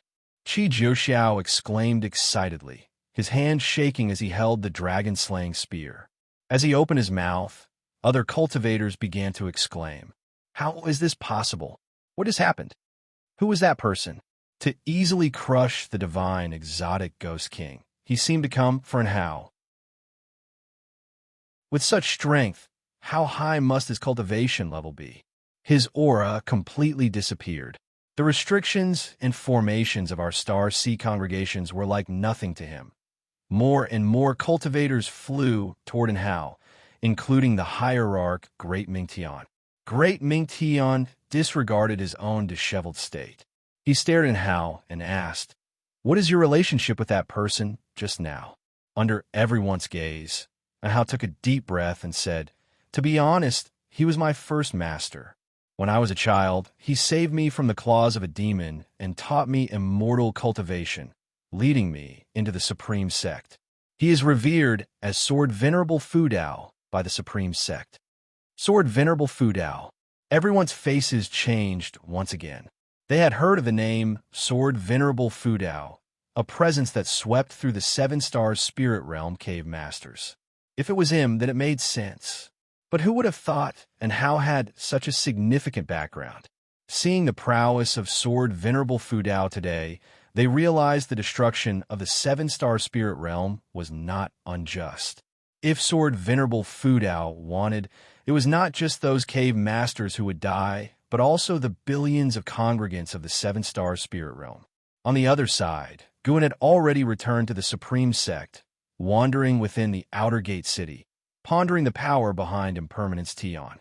Earlier, when he used lifespan detection on Impermanence Tian, he could only see the cultivation level, 9 layers of the heaven and earth flying immortal realm, with the remaining 3 values being 0. The divine exotic resentful ghost, seeming immortal, was not truly so. At least the divine exotic resentful ghost was not. Guan had already slain 2 divine exotic resentful ghosts and could sense the same power within them. If he could cut off the source of this power, these entities would no longer be able to resurrect. He was prepared to go to the sea-breaking rift and thoroughly resolve Impermanence Tian. Guan brought up the attribute panel, looking at his lifespan, feeling a surge of confidence. Although the sea-breaking rift was dangerous, it was not an impassable place. Guan began to anticipate the realm above carefree, primordial immortal. Under the blood-colored firmament, the world dimmed. Seawater continually washed over the wasteland, as if some kind of demon was reaching out its hand. On the wasteland stood a steel, occasionally splashed by waves, which then turned into steam and dissipated. A figure appeared out of thin air in front of the steel, then fell to the ground. It was Impermanence Tian, who lay gasping for breath with terror and panic on his face. "What happened to you?" A cold voice came from within the steel, indistinguishable in gender and emotion. Impermanence Tian struggled to calm himself and gritted his teeth. "I encountered someone. His realm is definitely higher than the heaven and earth flying immortal realm. He also said he would come find me. He wants to kill me." At the thought of what Guan had said, he shivered uncontrollably. He was arrogant to others because he was not only strong, but also seemingly immortal. He felt that man could really find him. How could he not panic? How could he not be afraid? Higher than the heaven and earth flying immortal? The voice inside the steel sounded again, as if in thought. Impermanence Tian stood up, gritting his teeth. "What should I do? That guy will definitely come." At this moment, He was more frantic than in how it had been. The longer you live, the less you want to die. First, calm down and recover. I will summon the other ghost kings. Then we'll see what he can do to eliminate you under my watchful eye. Upon hearing these words, Impermanence Tion's heart calmed slightly. But just thinking of Gu An's figure made him tremble. The sensation of Gu and pressing his shoulder was so despairing that he couldn't even muster the slightest anger. He only wanted to rid himself of this karma soon. News of Sword Venerable Fudao annihilating Impermanence Tion, the divine exotic ghost king, spread quickly. It was deliberately done by the Star Sea congregations, partly to make people think there was a connection between them and Sword Venerable Fudao, and partly to dampen the spirits of the divine, exotic, resentful ghosts, giving hope to the ocean. Though the calamity caused by the divine, exotic, resentful ghosts was terrifying, there were always powerful beings on the ocean who could resolve it. When Guan arrived at Immortal Seeking Island, it had been only half a month since that battle. The cultivators on the island were all discussing Sword Venerable Fudao. The vast majority of cultivators were unclear about realms above Loose Immortal. It was precisely because they didn't understand that they worshipped Sword Venerable Fudao even more. First annihilating the Seven Stars spirit realm, then the divine exotic ghost king. From their understanding, Sword Venerable Fudao already had the strongest record. Guan didn't expect his fame to spread so fast, feeling secretly pleased as he listened. Because of this, he even stayed an extra ancient hour that day. Returning to Mystic Valley, he was in a very good mood. In these 7 days, he had gathered another batch of medicinal herbs, getting closer to a 30-million-year lifespan, estimating that he would reach it in no more than 3 months, and that was without deliberately harvesting in advance. He wasn't worried about Impermanence Tion making preparations early, as he would break through before heading to the sea-breaking rift. He planned to eliminate Impermanence Tion with an even higher realm. Guan walked into the valley in high spirits. When he encountered disciples, he would chat with them with a smile, allowing them to feel his good mood. Time passed quickly. 2 months flew by. The deeds of Sword Venerable Fudao on the sea eventually reached the Supreme Sect, sparking intense discussions among the disciples. The disciples felt honored yet worried. Why had Sword Venerable Fudao gone to the sea? Guan also heard similar discussions, but he didn't mind. Putting some pressure on the Supreme Sect was a good thing. If any presumptuous individuals tried to probe, he could only accept their unexpected lives. That day at noon, Guan was playing Go with Nine-Finger Divine Lord, surrounded by dozens of disciples and senior cultivators of the Supreme Sect. Nine-Finger Divine Lord's forehead began to sweat. Guan held the Seven Stars mirror, fanning himself. No one recognized that this mirror was the Immortal Path Supreme Treasure.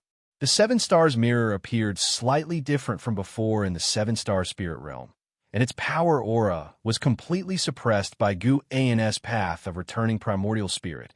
Even Nine-Finger Divine Lord's divine sense couldn't detect anything unusual. Standing behind Guan, Yu Yingying couldn't help but say, "Stop fanning. It's like a woman playing with a mirror.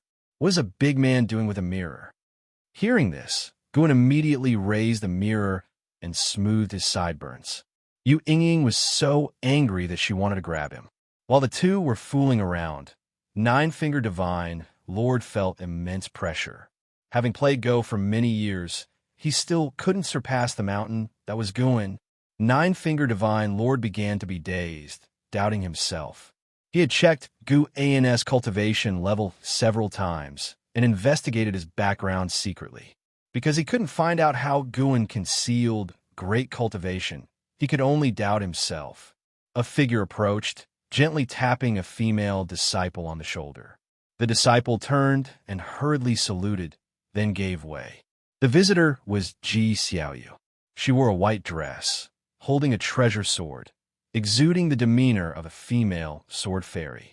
She stepped into the crowd, looking at Gu An's playful behavior, and couldn't help but smile slightly. Seeing her arrival, Guan lowered the Seven Stars mirror and greeted, "Xiaoyu, why are you back so soon?" Xiaoyu replied, "I came home to fetch something, so naturally, I returned quickly.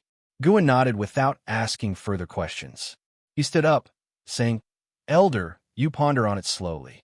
He pushed away Yu Ying and walked out. Yu Ying, fuming, wanted to kick him, but he skillfully dodged.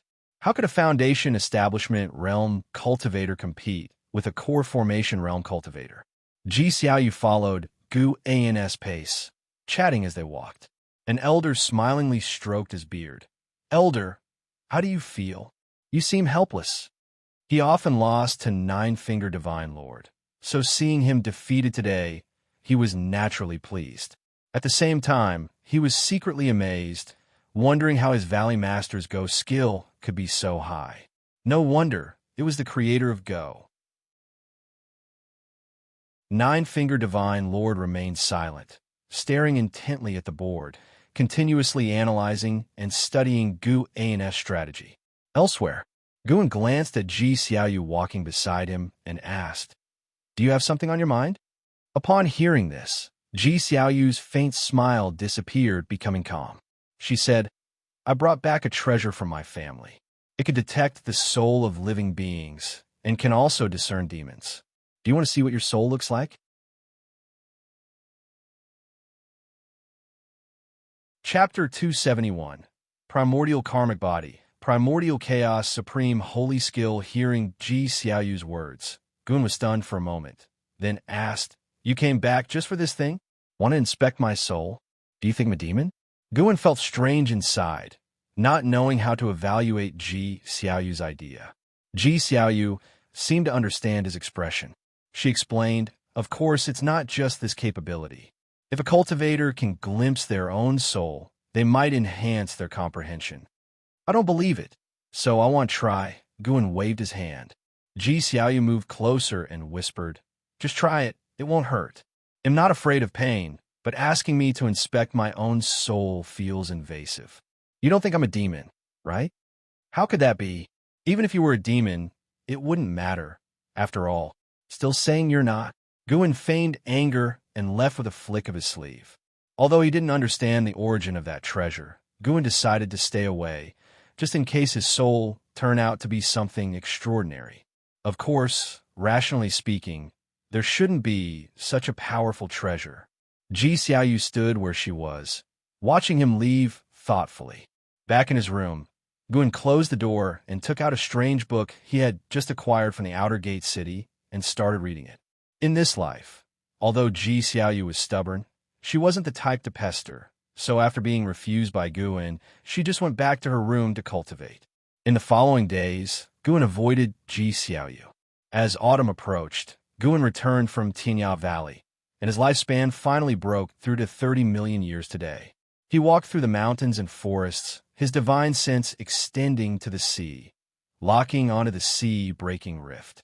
Looking at the entire line of the sea-breaking rift, the number of cultivators and demons gathered around exceeded 10 million, not to mention how many creatures had gathered at the bottom of the rift. Soon, Guan decided where to enter the bottom of the sea-breaking rift.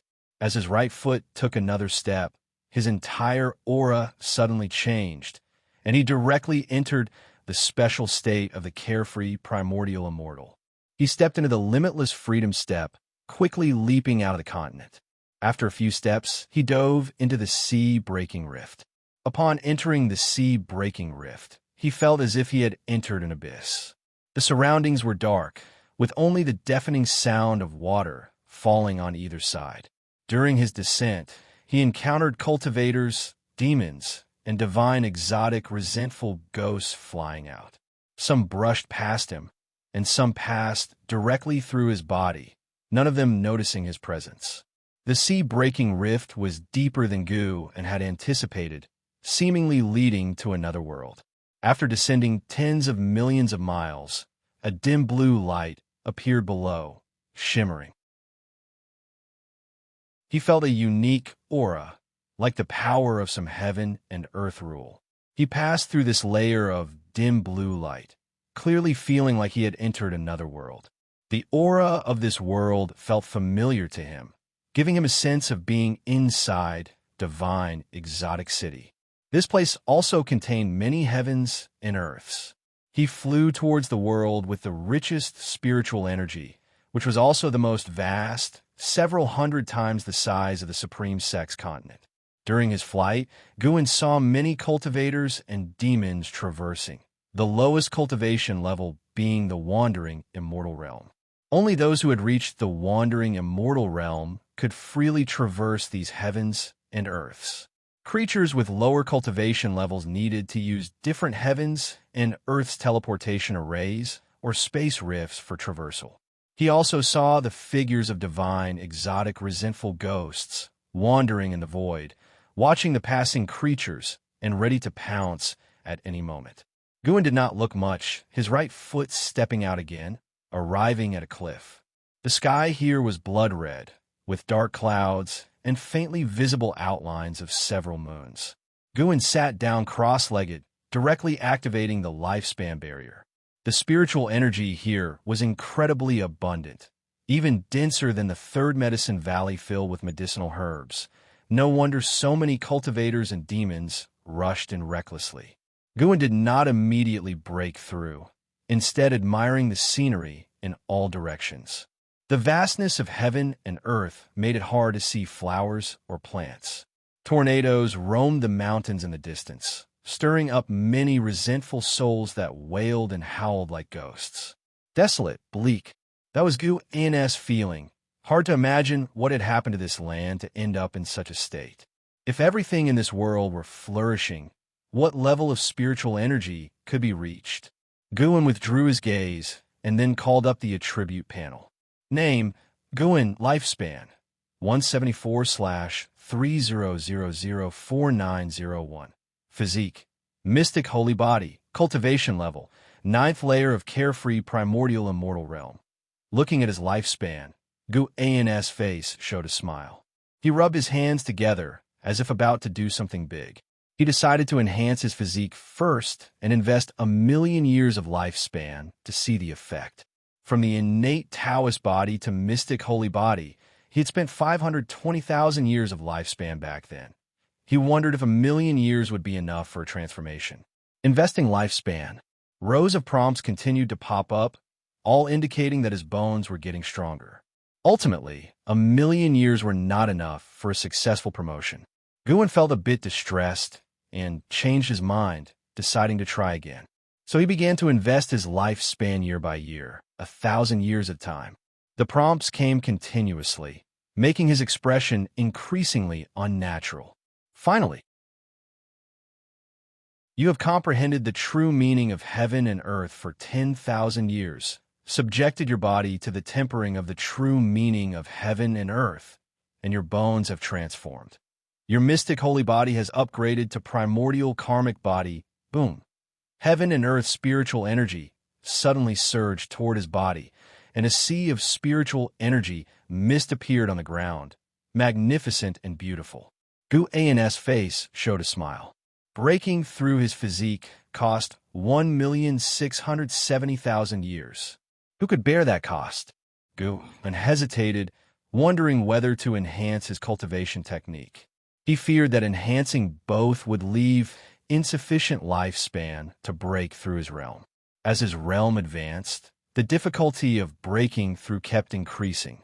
If his next breakthrough consumed as much lifespan as the last time, it would indicate that his power was leaping forward. Reducing the required lifespan would be almost impossible. He could only try to minimize the lifespan consumed in breakthrough without causing the number to multiply. The ground kept shaking, and the spiritual energy in heaven and earth kept sinking, startling countless divine, exotic, resentful ghosts. On the other side of the world, by the sea, Impermanence Tion suddenly stood up, looking around in panic. The beach under his feet trembled, causing the waves to surge, and the sinking of spiritual energy stirred up strong winds. Could it be him? Impermanence Tion gritted his teeth. Although more than 2 months had passed, he had been on edge, fearing that person would come to kill him any moment. The sinking of spiritual energy might be related to the riot of this world's rules, not related to any person. The cold voice from the tablet emerged, and upon hearing it, Impermanence Tion breathed a sigh of relief and sat down again.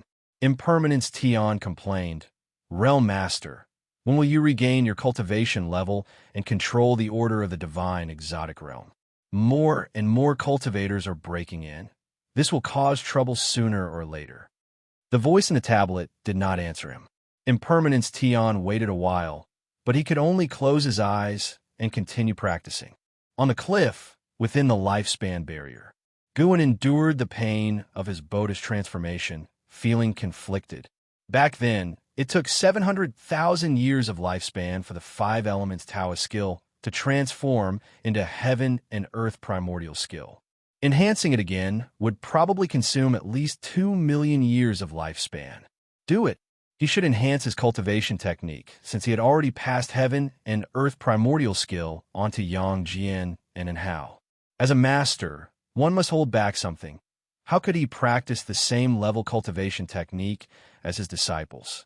Guan immediately invested 1 million years of lifespan. As expected, it was not successful.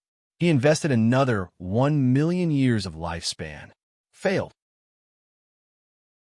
500,000 years of lifespan.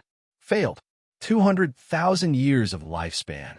Heaven and Earth primordial skill successfully promoted to primordial chaos supreme holy skill, but the cultivation technique level just reached a slight achievement. 2,700,000 years of lifespan. Guan felt heartache, and not only that, the lifespan barrier consumed lifespan quickly. In this short time, it had already consumed several thousand years of lifespan. If he didn't leave himself 1 million years of lifespan, Guan feared either the lifespan barrier would consume him to death, or he would have to shut it down before the breakthrough ended, exposing himself. Guan had intended to enhance the all things form and energy art, which was crucial for hiding his cultivation level and was a body cultivation method. But now, it seemed to have to be set aside. He thought to himself that after breaking through his cultivation level, he would save 5 million years of lifespan to enhance the all things form and energy art. Guan silently thought about it. The memory of the cultivation technique did not flood into his mind. It seemed the primordial karmic body contained mysterious memories that needed to be passed on first before the cultivation technique memories. He waited patiently. An ancient hour later, his physique completely transformed into the primordial karmic body. The primordial karmic body was extremely powerful, capable of isolating all power of cause and effect, even using the power of cause and effect to harm enemies. Everything was tied to cause and effect. An enemy's cultivation technique and divine skills all had cause and effect. He could peer into the cause and effect of their cultivation technique and divine skills to find weaknesses. If his cultivation level were strong enough, he could even directly destroy their Tao level. The primordial karmic body would also generate the primordial divine eye, containing numerous mysteries he would need time to study. Next was receiving the memory inheritance of primordial chaos, supreme, holy skill. The continuous influx of earth spirit energy into Gu An's body gave him only a few seconds of clear consciousness before he was plunged into the vast memory. Primordial chaos, supreme, holy skill contained 5 element attributes, evolving into a chaotic spirit sea, refining stronger mana, origin dharma power. Origin Dharma power was a robust and vast power. With the cultivation technique's enhancement, the speed of generating spiritual energy within his body was swift, almost reaching the point of a continuous mana supply. Of course, this would require heaven and earth's spiritual energy and elixirs to match his mana consumption speed.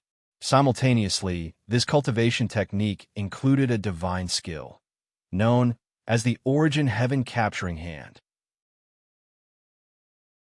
As its name suggested, the Origin Heaven Capturing Hand could capture the sky, act both offensively and defensively, and even had sealing effects. Another ancient hour passed, and Guan slowly opened his eyes. A golden thread appeared between his eyebrows, glowing with a golden rainbow, making him appear illusory. Guan raised his right hand, condensing Origin Dharma power in his palm, transforming his hand into the Origin Heaven Capturing Hand. He could capture the sky, quell the earth, and even massacre all living beings.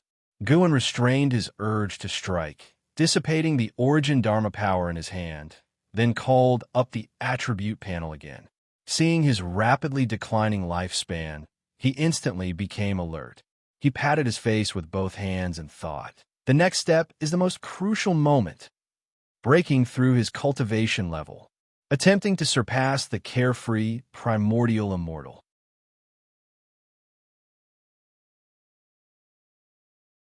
Chapter 272. Breaking through the 9th layer of the divine immortal of wondrous Dharma realm. Guan looked at his more than 25 million years of lifespan and began to take deep breaths. Ancestors of Wuxia, please bless me. Guan directly invested 10 million years of lifespan in one go. He had never been so generous before. You cultivated chi absorption for 60,000 years, and with great accomplishment in primordial chaos supreme holy skill, you forcibly attempted a breakthrough to the divine immortal of wondrous Dharma realm, started the tribulation crossing, but failed to endure the 6 paths of illusion ultimate law tribulation, resulting in failure. You cultivated chi absorption for 120,000 years, and with great accomplishment in primordial chaos supreme holy skill, you forcibly attempted a breakthrough to the divine immortal of wondrous Dharma realm, started the tribulation crossing, but failed to endure the 6 paths of illusion ultimate law tribulation, resulting in failure. 60,000 years per tribulation crossing. It was still acceptable. After all, the breakthrough to the carefree primordial immortal realm required 50,000 years per tribulation. A higher realm only consumed an additional 10,000 years per attempt, proving that the primordial karmic body and primordial chaos supreme holy skill were indeed exerting their power. Would 10 million years of lifespan bring any surprise? Guan's mind was filled with chaotic thoughts, and endless prompts frantically appeared before his eyes, more than he had ever seen before. Failure. Failure. Still failure. Guan resumed his previous habit of checking the length of the prompt bar, verifying if there were any changes. If not, it meant no success. Eventually, 10 million years of lifespan were wasted. Breaking through physique and cultivation techniques, even in failure, could at least enhance his understanding of spiritual energy and rules. However, when it came to cultivation-level breakthroughs, failure was simply failure. This 10 million years of lifespan was essentially evaporated. Guan looked at his remaining more than 15 million years of lifespan, feeling somewhat panicked. 10 million years of lifespan. He would need to farm for 20 years to achieve that. Guan could only compare it to the ages of those in the heaven and earth flying immortal realm. They need tens of thousands or even more years to break through a small realm. Why should he feel distressed? Invest heavily. Investing heavily would eventually lead to success. This time, he would not use 10 million years again, but invest 5 million years. Guan silently thought, then focused on the cultivation level column and invested his lifespan. Failure prompts continued to flood the screen. In the end, even after spending 5 million years of lifespan, the breakthrough was unsuccessful. Another 5 million years of lifespan. Guan's lifespan suddenly dropped to over 5 million years, making him feel extremely short-lived, as if he might die the next day. Alas, it was hard to transition from extravagance to frugality. Guan sighed inwardly, closing his eyes. Yet even with his eyes shut, he could still see the prompts. Another failure. This time, he evaporated 20 million years of lifespan. This was after enhancing his physique and cultivation techniques. If he had not enhanced them, would he have needed over 30 million years of lifespan to succeed in a breakthrough? Guan gritted his teeth and invested another million years of lifespan. You cultivated chi absorption for 730,000 years, and with great accomplishment in primordial chaos supreme holy skill, you forcibly attempted a breakthrough to the divine immortal of wondrous Dharma realm, started the tribulation crossing, endured the 6 paths of illusion ultimate law tribulation, succeeded in the tribulation crossing, and your cultivation level broke through to the first layer of the divine immortal of wondrous Dharma realm. You cultivated Qi. Absorption for 830,000 years, and your cultivation level broke through to the second layer of the divine immortal of wondrous Dharma realm. You cultivated Qi absorption for 930,000 years, and your cultivation level broke through to the third layer of the divine immortal of wondrous Dharma realm. You cultivated Qi absorption for 1,000,000 years, and your cultivation level increased. He finally succeeded. Before the breakthrough, the recovery time after failing the tribulation crossing was shortened, which was somewhat peculiar. Guan let out a sigh of relief, a smile appearing on his face. After 21 million years of lifespan, he finally succeeded in the breakthrough. 10,000 years per small realm. Guan felt it was somewhat small.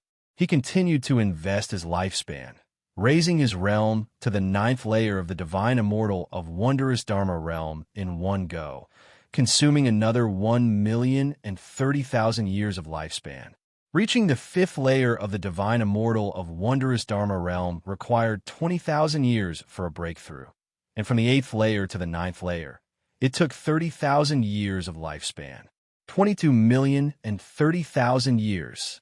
Guan wanted to see how many years it would take for a real divine immortal of wondrous Dharma to break through a small realm in reality. If it was less than his, he could accept it, as the cost of lifespan evolution exceeded reality.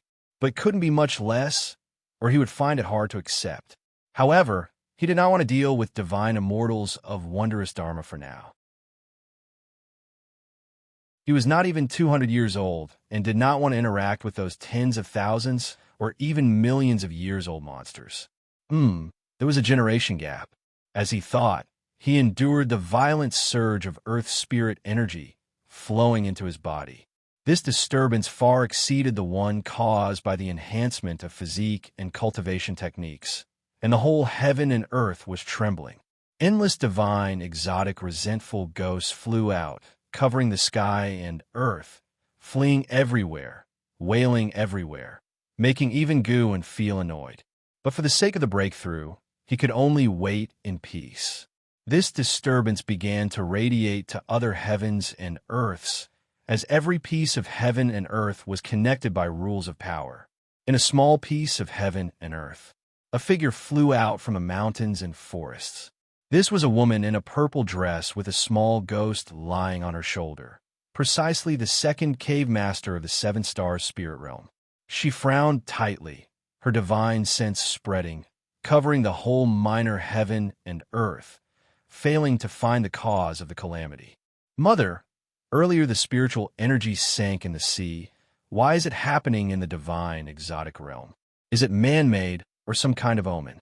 The small ghost asked cautiously, scanning the surroundings in fear as if some terrible power in the darkness had set its sights on him. After a long time, the second cave master finally spoke.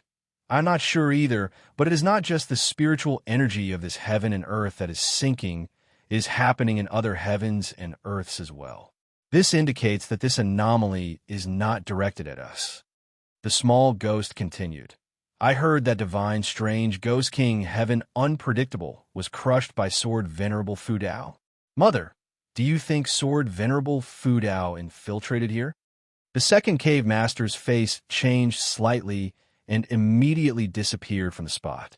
By the seaside, heaven unpredictable stood before steel, trembling all over with nervousness. He turned his head toward the stone tablet and asked through gritted teeth, Realm Master, is it really all right?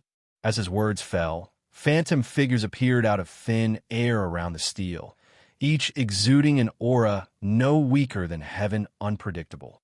There were 8 figures in total. The 9 divine exotic ghost kings gathered. Each of their faces was incredibly solemn. A woman with a human head and a snake body spoke up. Realm Master, the spiritual energy of all heavens and earths is sinking. Unknown forces are siphoning it off. It is impossible to trace. Her enchanting face frowned, and her eyes were filled with fierce hostility. Other divine exotic ghost kings started speaking, all expressing unease. Is it possible that it is the transcendental beings from the Bitter Sea Buddhist sect? The Bitter Sea Buddhist sect is manageable, but I fear it might be the doing of the Immortal Path Holy Court. That cannot be, except for those who have transcended the rules of the heavens, who could cause such a commotion. What should we do if they do not follow the rules? Let's wait for the Realm Master's instruction. He surely knows more than we do. The divine exotic ghost kings debated and then all looked at the steel. Blood began to seep out of the steel's surface, and a pale hand reached out from within, its nails sharp like a ghost's claws. Soon after, a head emerged, sparse white hair hanging down. It was a naked man with black runes crawling all over his bloodless body, squirming like fiendish worms, making one's skin crawl. The master of divine exotic realm. As soon as he appeared, all 9 divine exotic ghost kings knelt halfway down, bowing to him. The master of divine exotic realm landed, and black armor covered his body, looking like a myriad of snake scales tightly packed together, even forming a dark red crown with 2 dragon souls writhing within, seemingly trying to escape their confinement. He opened his eyes, and there were no pupils, only a blood-red color. All of you sit down. I will carefully investigate. The master of divine exotic realm said, his tone indifferent. Upon hearing his words, the divine exotic ghost kings sighed in relief and sat down one after another. As soon as they sat, they felt a terrifying divine sense sweep past their ghost bodies, alarming them. Could it be that the Realm Master had restored his cultivation? Each of them was at the 9th layer of the heaven and earth flying immortal realm, with 1 foot in the carefree primordial immortal realm. Yet, in front of the divine sense of the master of divine exotic realm, they felt themselves weak and insignificant. Elsewhere, within the lifespan barrier, Guan opened his eyes and looked toward the skyline, puzzled. Despite the barrier of lifespan, he still sensed the divine sense of a carefree primordial immortal sweeping over the entire heaven and earth. That person was not an ordinary carefree primordial immortal. No wonder so many sects could not do anything about the sea-breaking rift. Achieving the heaven and earth flying immortal realm meant going beyond heaven. How much more so for a carefree primordial immortal?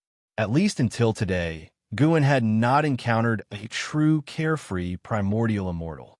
Guan calmed down, waiting for his breakthrough. Endless spiritual energy surged into his body as the mental method of primordial chaos, supreme, holy skill started to operate, continuously impacting higher realms. He could clearly feel his soul undergoing transformation. What was a divine immortal of wondrous dharma? Guan was filled with anticipation. The cliff beneath his feet trembled violently, even beginning to crack. He was not, however, worried. At worst, he would fall. After all, the lifespan barrier followed him. In the meantime, countless divine, exotic, resentful ghosts flew around, seemingly patrolling the heaven and earth, occasionally passing over his head. He really feared a divine, exotic, resentful ghost might break in.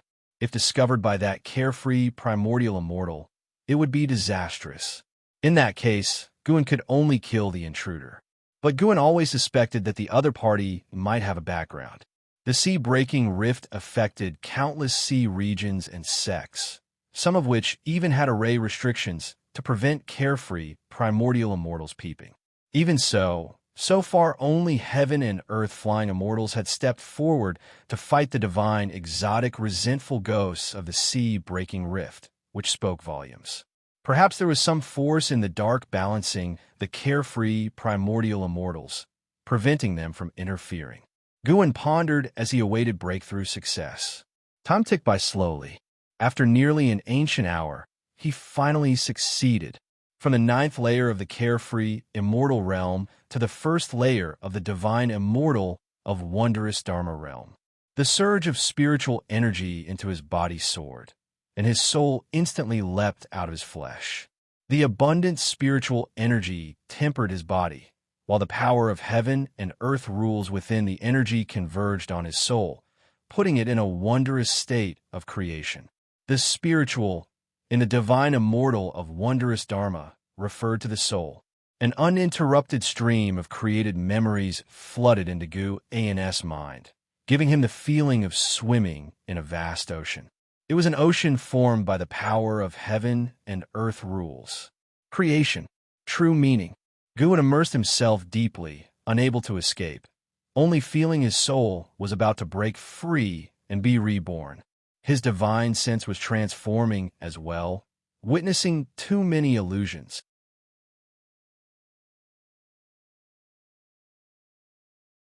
Chapter 273, Please Forgive Me, Senior. Guin saw visions of all manner of life, witnessing infants being born, witnessing common folk marrying and starting families, watching demon creatures kill for survival, and seeing people weeping in front of altars, and so on. There were joys, and there were sorrows. It was as if he were observing the lives of all beings, countless images passing before his eyes, an overwhelming sea of scenes that would drive an ordinary immortal to insanity. Guin was different. He was undergoing a transformation into a divine immortal of wondrous Dharma. At first, he felt some discomfort, but gradually he adapted, even beginning to catch glimpses of destiny within the endless visions. The divine immortal of wondrous Dharma could perceive destiny, and destiny could form fate, which meant the divine immortal of wondrous Dharma could see the fate of most beings. Destiny was based on cause and effect, yet it independently formed rules. A person's life intersected with their surrounding environment. Different choices created different life paths. Choices were cause and effect, and the paths they formed were destiny. However, unlike cause and effect, destiny also involved factors beyond cause and effect, such as natural disasters. Destiny was based on the rules of heaven and earth, the choices of cause and effect in a person's life. Heaven and earth flying immortal and carefree, primordial immortal delved into the way of cause and effect, while divine immortal of wondrous Dharma studied the Tao of destiny, observing the fate of all beings, comprehending the true essence of destiny. Gu's consciousness immersed itself in this, his soul constantly transforming, his cultivation level continuously increasing. Divine immortal of wondrous Dharma realm, second layer. Third layer. Fourth layer. The cliff beneath Guin collapsed, and he fell along with it, disappearing into the swirling dust. Under the blood-colored sky, the figures of divine, exotic, resentful ghosts flitted by, thunderclouds roiling, and in the clouds, faintly visible, were the massive forms of evil ghosts as large as mountain ranges. After a full 2 ancient hours, the area finally calmed down, but the spiritual energy between heaven and earth had also become thin. By the sea, the 9 divine exotic ghost kings around the steel all breathed a sigh of relief. The anomalies were finally over, and during this process, they had not encountered any attacks.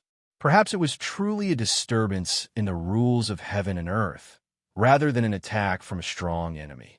The master of divine exotic realm meditated in midair, eyes closed, brow furrowed. His divine sense continually scanned the various parts of the divine exotic realm, inspecting every inch of land, but he could not detect any anomalies, and even he, the realm master, did not know where the spiritual energy had descended. This made him very uneasy, feeling he was losing control over the divine exotic realm. Even if it was just a disturbance in the rules of heaven and earth, there must be a reason behind it, and he did not know what it was. He slowly opened his eyes, his gaze falling on the 9 divine exotic ghost kings below, his eyes flickering. Could it be that these fellows had offended someone, and the other party was warning him? Amidst the vast dust, Guin sat cross-legged on the ground. The lifespan barrier did not isolate the dust, but the dust could not approach him. His entire being emitted 7-colored radiance, and the golden pattern on his forehead shone with golden light, like an eye floating before his forehead.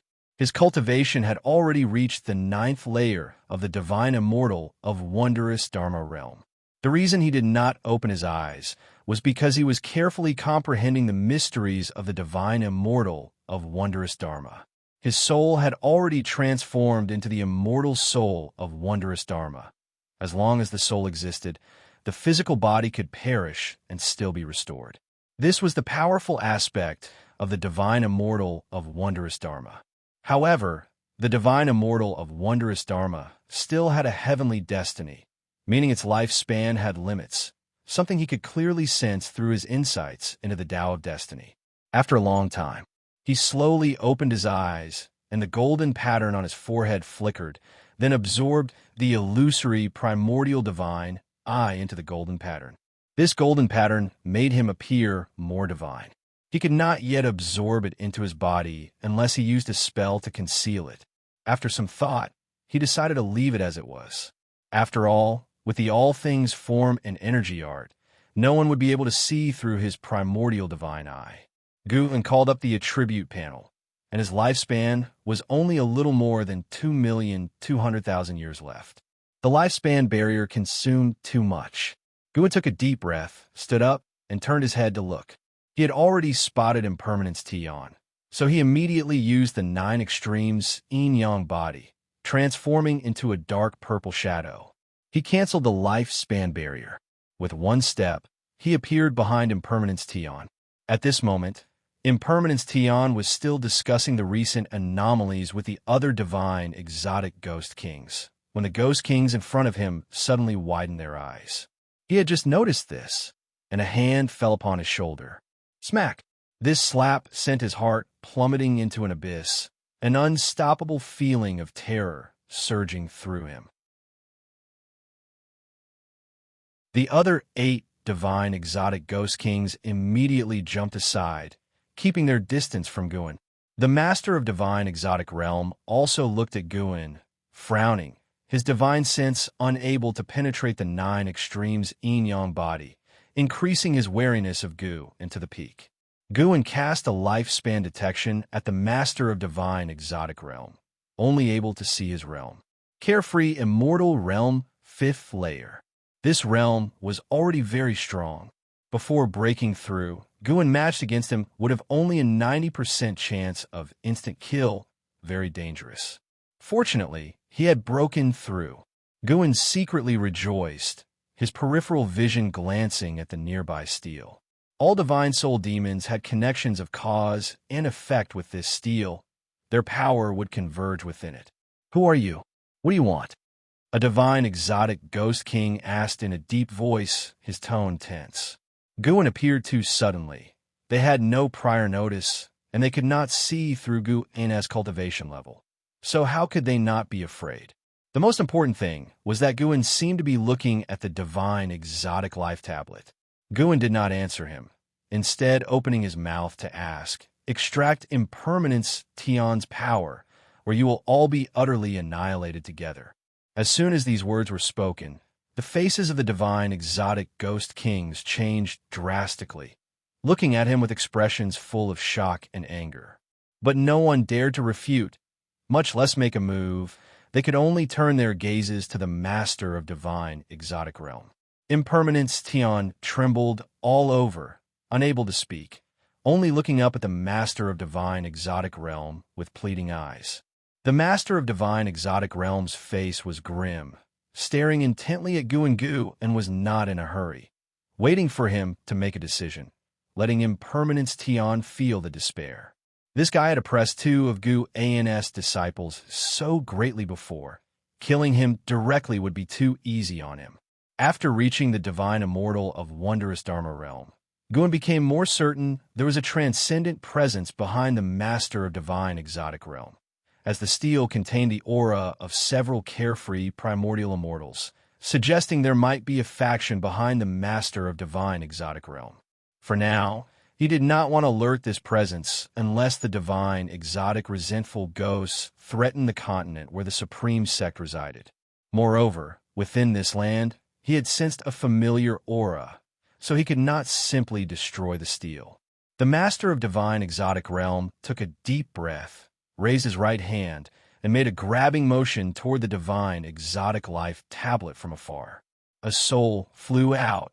Unexpectedly, it was the soul of impermanence Tian, but this soul was curled up, lifeless like a soul shell. Impermanence Tian's eyes were filled with despair and even a hint of resentment. not toward Guin, but toward the master of divine exotic realm. If he could speak now, he would certainly curse the master of divine exotic realm.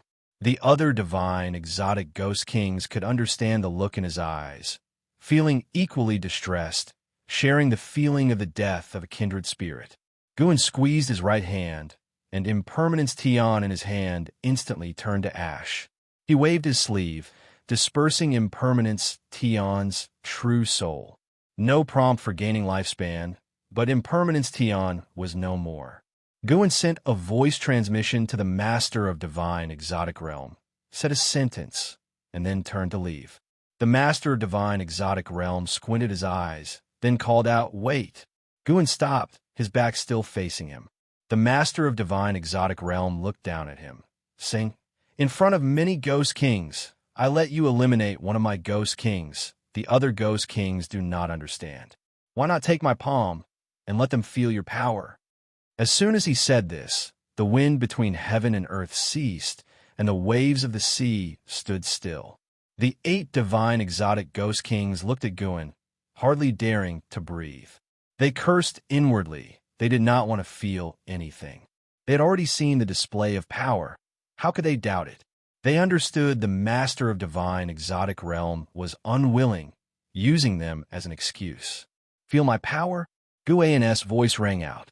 He slowly turned around, and in an instant his entire being grew enormously, standing between heaven and earth. Divine skill, great and minor Rui. The 8 divine exotic ghost kings looked up, dumbfounded. Guin grew to a towering height of 10,000 zhong, his head against the blood-colored sky, his feet on the ground, with dark purple demonic chi surging around him like an ocean, magnificent and unparalleled. In front of Guin, the ghost kings could not help but feel a sense of fear. A vast pressure enveloped them, rendering them motionless. The face of the master of divine exotic realm also changed dramatically. As a carefree, primordial immortal, he could more acutely sense Guin's terrifying power. Guin raised his right hand, and in the palm as large as a mountain, threads of rainbow light burst forth. Origin heaven-capturing hand. As the divine skill condensed, the master of divine exotic realm and the ghost kings felt as if the sky were falling. "Once my palm is raised, it must fall. Master of divine exotic realm, how will you have me withdraw my palm now?" Guin's voice echoed throughout heaven and earth, his tone indifferent, as if imbued with celestial might. The master of divine exotic realm abruptly fell, crashing into the ground, causing countless cracks to spread across the barren land by the sea. He trembled all over, struggling to resist Guin's pressure. The other divine exotic ghost kings were similarly pressed to the ground, unable to stand, looking at the master of divine exotic realm in despair. The master of divine exotic realm gritted his teeth, his legs bending until he kneeled on the ground. He supported himself with both hands on the ground, speaking slowly, "Please forgive me, Senior." His voice echoed through the heavens, heard by countless divine, exotic, resentful ghosts. The ghost kings looked at him, lowering his proud head, feeling both relieved and distressed. They were strong, capable of stirring the seas, but before the mightiest of the heavens, they were still like ants. Supreme Sect, 3rd Medicine Valley. Guin stepped off the transmission array platform, humming a little tune. "Hey, why so happy?" Passing by, Ying couldn't help teasing. Guin glanced at her and said, "It's all right." Ying giggled. "If you were born overseas, you wouldn't be in such a good mood now." Guin replied, "There are no ifs, are there? Cherish the present. Enjoy life, Junior." As he finished, he walked towards the chess area in the distance, ready to defeat Nine-Finger Divine Lord in 3 more games. Let Nine-Finger Divine Lord feel the terrifying deductive abilities of the divine immortal of wondrous Dharma. Ying watched Guin's back, pouting slightly, reflecting that sometimes being in the lower ranks might not be a bad thing. At least you don't have to worry about world-ending catastrophes.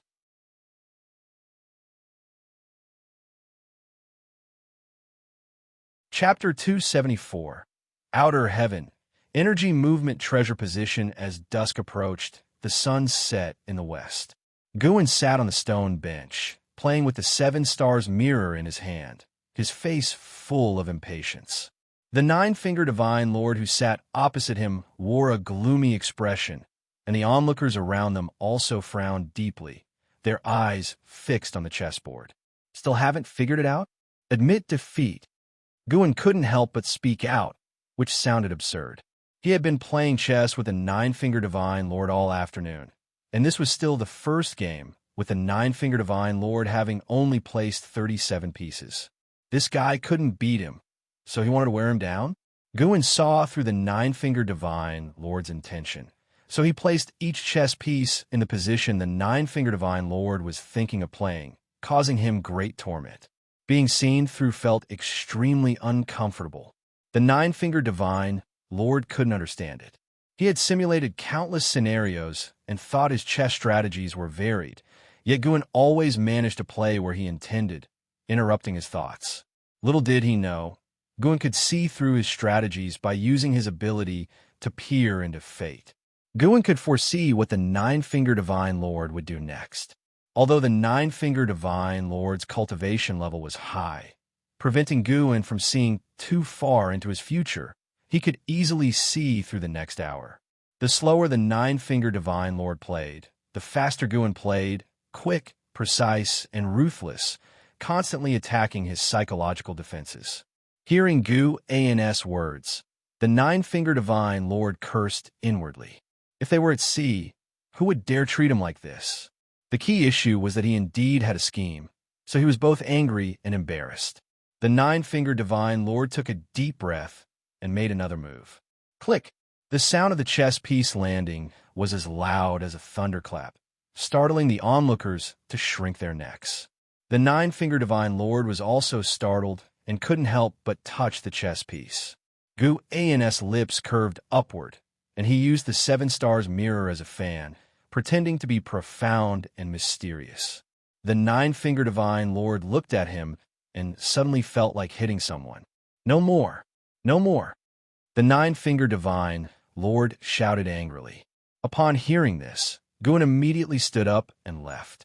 Watching his back, the 9-fingered divine lord opened his mouth but only felt a heavy weight on his chest. Guin decided to take a walk and personally see every inch of the 3rd Medicine Valley. He wanted to use his perception as the divine immortal of wondrous Dharma to feel the place he had lived in for so many years. Just as he hadn't walked far, Xianxia came up to him and told Guin that he didn't know why, but he suddenly felt enlightened and relieved today. Guin smiled and comforted him, saying it was because his cultivation had shown results. Receiving praise from his master, Xianxia was instantly invigorated and left happily, prepared to spar with Li Lingtian. He knew Li Lingtian had always wanted to spar with him. As soon as Xianxia left, an Xian came and said the white spirit rat was missing again. Guin began to comfort her. After sending an Xian away, Tang Yu came. There were quite a few trivial matters today, unlike usual. Guin did not feel irritated but rather found it amusing. What about being the divine immortal of wondrous Dharma? He still cared about these low-level old friends around him and wanted to maintain his life. The path to immortality was long, and the 9 heavens of immortal path, the divine immortal of wondrous Dharma, was merely the 6th layer heaven. What kind of realm lay beyond the 9 heavens? He was very much looking forward to it and was full of fighting spirit. An hour later, night fell, and Guin leisurely walked back to the pavilion. From afar, he saw a graceful figure standing under the pavilion. It was Xiaoyu. Guin saw that Xiaoyu was holding an object in her hand. He did not mind, as he had already seen through the causes and effects of that treasure. The blood prison great saint lying on the ground saw Guin, and his ox-like eyes lit up. He felt that his master had changed a bit again. Could it be that his master had become stronger again? This was definitely a good thing for him. The stronger the master, the greater his face, and he could also gain more benefits. Guin came to Xiaoyu and asked with a smile, "Isn't this your time for cultivation at night? Why are you waiting here?" Ji Xiaoyu's eyes fell on Gu An's forehead, where a golden pattern faintly glowed under the night sky. She couldn't help but raise her hand and touch her own forehead. There was a red pattern on her forehead, finer than Gu An's Dao pattern. She smiled and said softly, "Nothing, just came out to look at the moonlight." The item she was holding in her other hand disappeared. Guan turned around and stood shoulder to shoulder with her, looking at the bright moon in the night sky. He smiled and said, "Xiaoyu, what do you think the scene beyond the sky is like?" Ji Xiaoyu, hearing this, looked up at the night sky and replied, "Perhaps there are many other worlds. I have heard the elders of my clan say that every star in the sky is a world. The Tao is simple, and all things follow the same principles. Life on Earth is as tiny as dust, and the heavens and earth in the Tao are as small as stars." Guan couldn't help but turn his head to look at her, surprised she could speak such profound words. Unknowingly, this girl had already grown so tall. If one cultivates to immortality, they can eventually fly beyond the sky. Ji Xiaoyu finished speaking and looked at Guan. Guan met her gaze and found that her eyes were still very beautiful. The two of them started chatting about the world beyond the sky, imagining various scenarios. They spoke slowly, feeling like a gently flowing stream. Half an hour later, Guan bid farewell to her and went to his room on the second floor. Sitting at the desk, Guan looked at the starry sky outside the window and murmured, "Cultivating to immortality and flying beyond the sky. Why not go and see the world beyond tonight?" When he reached the heaven and earth flying immortal realm, he went to Immortal Seeking Island. Now, having reached the divine immortal of wondrous Dharma, he could once again explore a broader world. Gu's lips curved upward, and his immortal soul of wondrous Dharma directly jumped out of his body, out of this world. In an instant, he was in the starry sky, overlooking the great heavenly spirit land below. Guan suppressed his aura to the heaven and earth flying immortal realm, and the seven-colored glow belonging to the divine immortal of wondrous Dharma was concealed into his primordial spirit. From the cosmos, the great heavenly spirit land appeared as a vast continent, covered in a layer of golden light, with 7 suns beyond the gold, floating in the sky and operating in some ever-changing and mystical pattern. The mysterious beings within the 7 suns still existed. Observing them from the cosmos, one could sense their immense aura even more. They were all carefree, primordial immortals. In this sense, they seemed more like the guardians of the great heavenly spirit land. Guan turned around and headed deeper into the cosmos. The stars in the cosmos were indeed worlds. Some were planets, while others were continents. Not all worlds contained life, and some worlds were inhabited only by wandering spirits. These worlds were also covered in a layer of golden light, isolating beings below the heaven and earth flying immortal realm. Gu's flying speed was swift, but he stayed within the speed range of the heaven and earth flying immortal realm. The cosmos was vast. Even at the speed of the heaven and earth flying immortal realm, it would be difficult to encounter other heaven and earth flying immortal beings in a short time, let alone stronger existences. However, during his flight, Guan sensed several unusual auras from various directions, far away. The outer heavens also held dangers. Eventually, Guan locked his divine sense onto a heaven and earth flying immortal and quickly flew towards him. Besides the worlds constrained by mysterious forces, there were also some meteorites of various sizes roaming aimlessly in the cosmos. On one of these meteorites, which was as large as a continent, hit a heaven and earth flying immortal. It was a cultivator of the human race. This person was meditating in front of a mountain wall, his Taoist robe as white as feathers, and his face handsome, looking no more than 20 years old, with an otherworldly aura. When Guan approached him, he used his lifespan detection on him.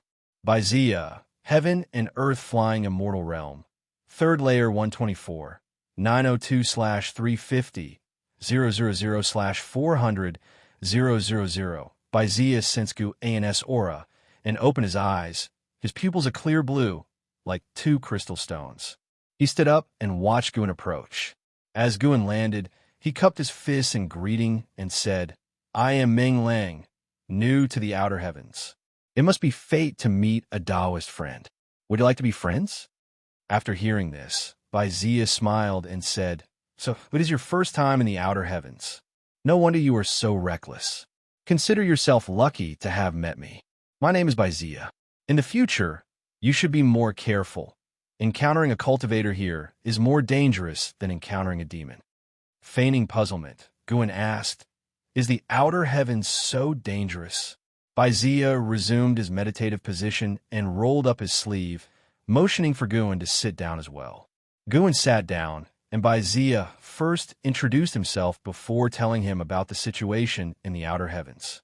Xia also came from the great heavenly spirit land and was one of the peak masters of Mortal World Peak.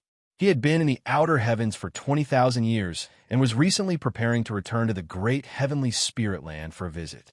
According to him, within the great heavenly spirit land, the immortal path holy court restrained the great cultivators, but there were no rules in the outer heavens.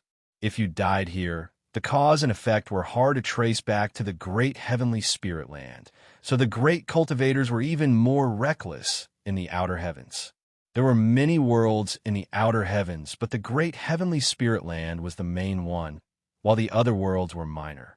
As for whether there were worlds comparable to the great heavenly spirit land, Xia didn't say much. In any case, this starry sky was dominated by the great heavenly spirit land. Aside from the struggles among cultivators, the cosmos was also home to heavenly demons. These demons had existed since ancient times, were endless, and had formed their own forces. They were very hostile towards cultivators and demons, killing them on sight. Xia had encountered the most terrifying heavenly demon, one that swallowed a heaven and earth flying immortal in one gulp. He only escaped because he was faster than the other heaven and earth flying immortals. To this day, thinking about it still gave him chills. If you're curious about the outer heavens, don't go too deep into the cosmos. Once you step into the silent destruction domain, it is swarming with heavenly demons and also filled with various terrifying and strange curses. Heaven and earth flying immortals who enter have a slim chance of survival. Of course, if you see no hope for a breakthrough, you may as well try your luck. Some have managed to defy fate in the silent destruction domain. It's said that the silent destruction domain was once a prosperous large world, more glorious than the great heavenly spirit land. In fact, the great heavenly spirit land is just a fragment of that world. Xia spoke at length, and Guan listened carefully. He didn't feel any hostility from Xia, which indicated this person was enthusiastic and kind-hearted. Of course, Guan was not afraid of a sneak attack. Xia looked at Guan and asked, "Taoist friend Ming Lang, which sector are you from?" The great heavenly spirit land was vast, but for heaven and earth flying immortals, wasn't very big. Guan replied, "To be honest, I am just a loose cultivator with no sect. Years ago, my sect caused trouble and was exterminated. I escaped and have been cultivating in seclusion ever since." Intrigued, Xia asked, "You managed to reach the heaven and earth flying immortal realm just by cultivating on your own? Taoist friend, it seems you have great talent. Why not join our Mortal World Peak? I can make you a peak master, and you can also gain an energy movement treasure position in the Holy Court. With the Holy Court's chi fortune, perceiving the heaven and earth rules will become easier."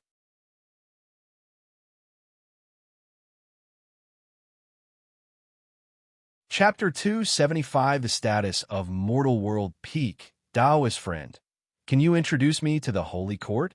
Guan didn't immediately accept Xia's invitation, but instead asked this question. Is there an entire dynasty of immortal spirits within the great heavenly spirit land? Could it be the Holy Court? No, that dynasty, though powerful, was definitely not the most powerful in the world. In the mortal world, There was an incredibly vast continent, and even the divine sense of the carefree, primordial immortal faced resistance just by nearing its edge.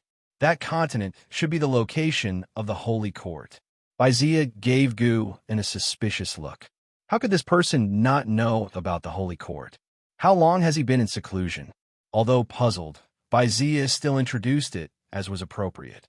The Holy Court is the absolute ruler of the great heavenly spirit land and the origin of the immortal path, located in the Taoist divine continent of Great Heavenly Spirit Land. The Taoist divine continent is the largest continent within the Great Heavenly Spirit Land, and the human race also originated from the Taoist divine continent, eventually spreading throughout the entire Great Heavenly Spirit Land. The Holy Court does not interfere with affairs across the land, but ensures the safety of the great heaven and earth.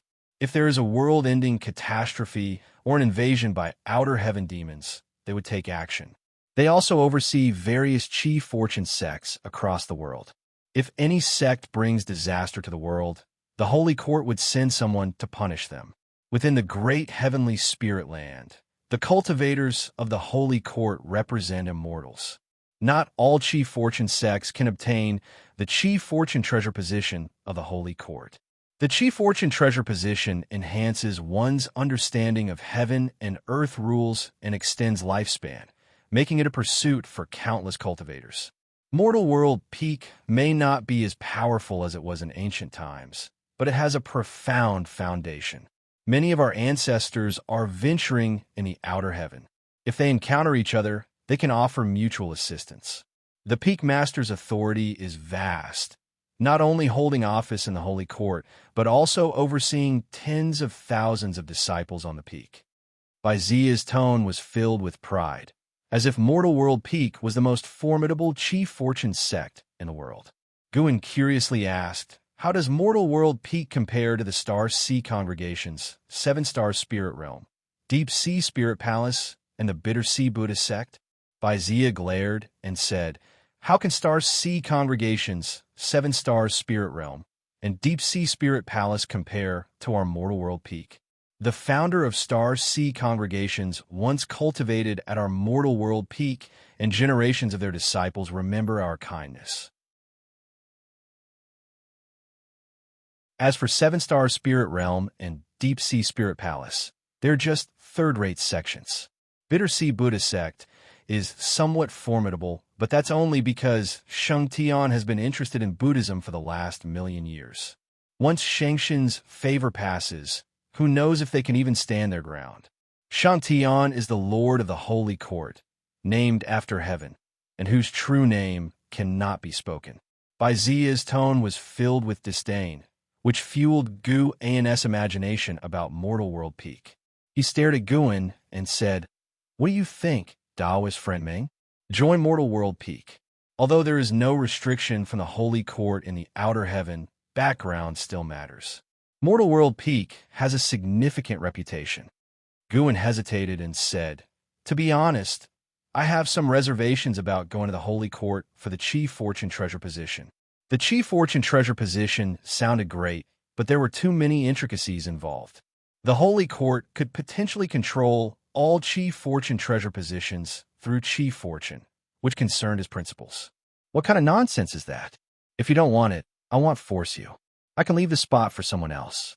Many people would fight tooth and nail for a Chief Fortune Treasure position. If you possess a Chief Fortune Treasure position, any sect in the world would have to respect you. As long as you don't exploit others, you'll be a welcomed guest anywhere. Not every cultivator in the heaven and earth flying immortal realm can obtain a Chief Fortune Treasure position. Baizia shook his head, laughing. Guin curiously asked, it's so rare. Why would you give it to me? We've just met, and you're inviting me. Baizia coughed and said, it's precisely because I see your exceptional talent and lack of background. Within the Great Heavenly Spirit Land, unaligned cultivators in the heaven and earth flying immortal realm are extremely rare. Mortal World Peak is powerful, but not invincible. Of course, after joining Mortal World Peak, if you misbehave, Mortal World Peak won't go easy on you. Our mortal world peak has beings that surpass those in the heaven and earth flying immortal realm. Reaching the heaven and earth flying immortal realm meant breaking through minor realms was incredibly difficult. It had been 10,000 years since he had a breakthrough in a minor realm. Guin wasn't surprised.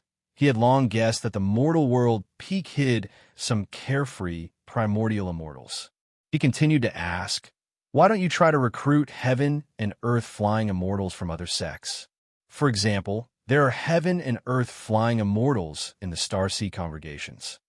Wuxia shook his head and said, how could it be so easy to recruit them? Not speaking of karma and relationships, those heaven and earth flying immortals wield great power within their sects and regions, monopolizing cultivation resources. Even if you join Mortal World Peak and hold a higher status than them, obtaining the same level of resources as them is difficult. Of course, joining their sects now would make it hard to surpass them since they have been established for tens of thousands, even hundreds of thousands of years. Guin found it reasonable. After thinking for a moment, he said, if that's the case, I'll join Mortal World Peak. However, I can't go to Mortal World Peak right now. No problem. Mortal World Peak won't confine you. In fact, your disciples would be more than happy if you're not at the peak, allowing them to be carefree. My disciples and grandchildren probably have already forgotten me. Wuxia laughed self-deprecatingly. He then took out a piece of green jade, carved with a mountain peak. This is mortal jade, symbolizing the identity of the peak master. When you encounter disciples or affiliated sects of Mortal World Peak, you can show it. Of course, with your cultivation level, you can stand boldly in the mortal world. Wuxia laughed. Guin accepted the mortal jade, examining it closely. He asked, aren't you afraid I'll act recklessly after receiving the jade and then escape? Wuxia laughed. If you misbehave, the Holy Court will deal with you. As long as it's investigated that you didn't stay at Mortal World Peak, the Holy Court won't blame Mortal World Peak. In fact, when you show the Mortal Jade, you also add strength to Mortal World Peak, making the world no Mortal World Peak has another heaven and earth flying immortal. This made Guin more cautious of the Holy Court. No wonder the seven-star spirit realm didn't openly harm the continent's beings. They were afraid of the Holy Court.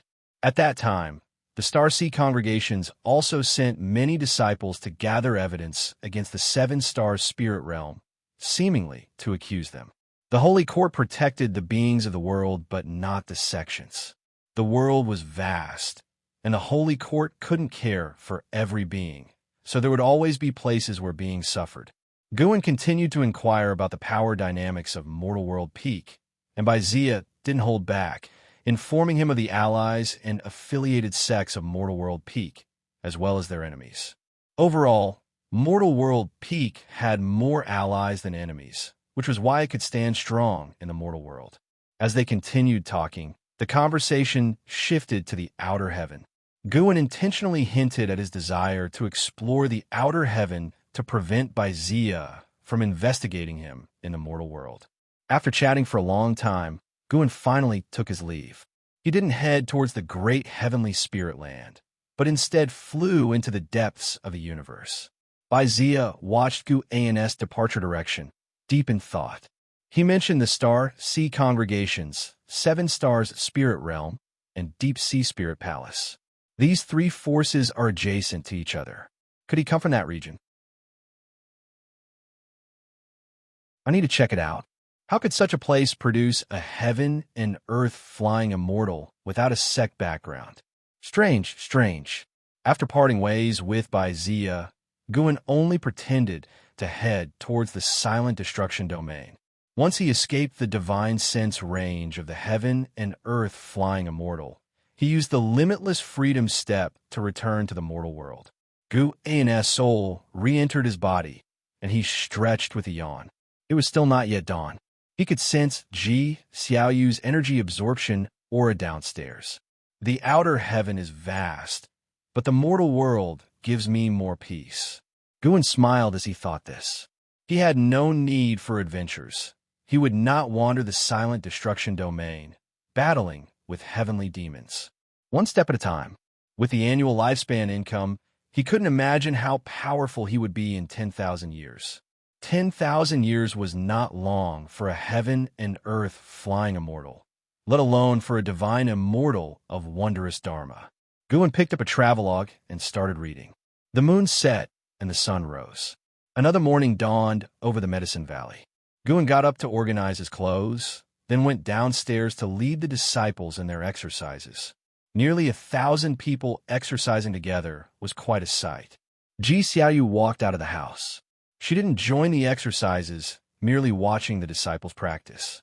It had become her habit. After the exercises, Li Lingtian ran over excitedly and said, "Sister Yu, I recently learned a spell that's quite powerful. Do you want to see it?" Xiaoyu didn't even look at him. Her eyes fixed on Gu, and Li Lingtian noticed her gaze and felt a pang of jealousy.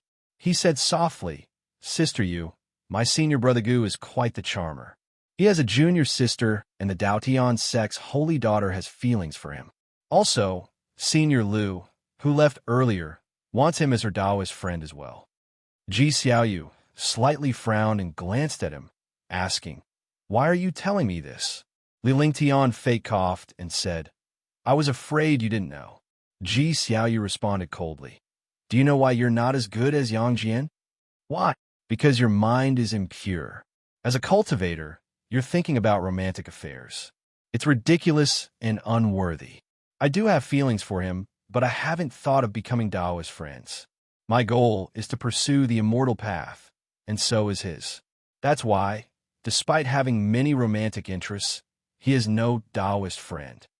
Xiaoyu said calmly. After speaking, she walked past Li Lingtian towards Gu, and Li Lingtian stood there, his face awkward, but he wasn't angry. Instead, he reflected on Xiaoyu's words. Indeed, he was still swayed by emotions. What kind of cultivator was he? Thinking closely, Yang Jian was practically a cultivation fanatic. Besides cultivation and chores, he did nothing else.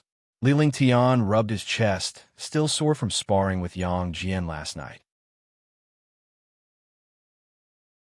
Guan didn't pay attention to the conversation between Li Lingtian and Xiaoyu. After chatting briefly with Xiaoyu, he rode off on the Blood Prison Great Saint, accompanied by Yang Jian. Today was another day to harvest, and so it went. A month passed quickly. On this day, Guan arrived at Heavenly Phoenix Mountain, Ninshu Cave. Tian Yaoer saw him and excitedly rushed forward, saying, "Master, there's activity in the Outer World Cave. Some immortal herbs have matured." Gu An's interest peaked, and he called for Tianqing and Tianbai to head to the Outer World Cave. Tianqing and Tianbai immediately clung to his arms, making it difficult for Tian Yaoer to get close to Guan.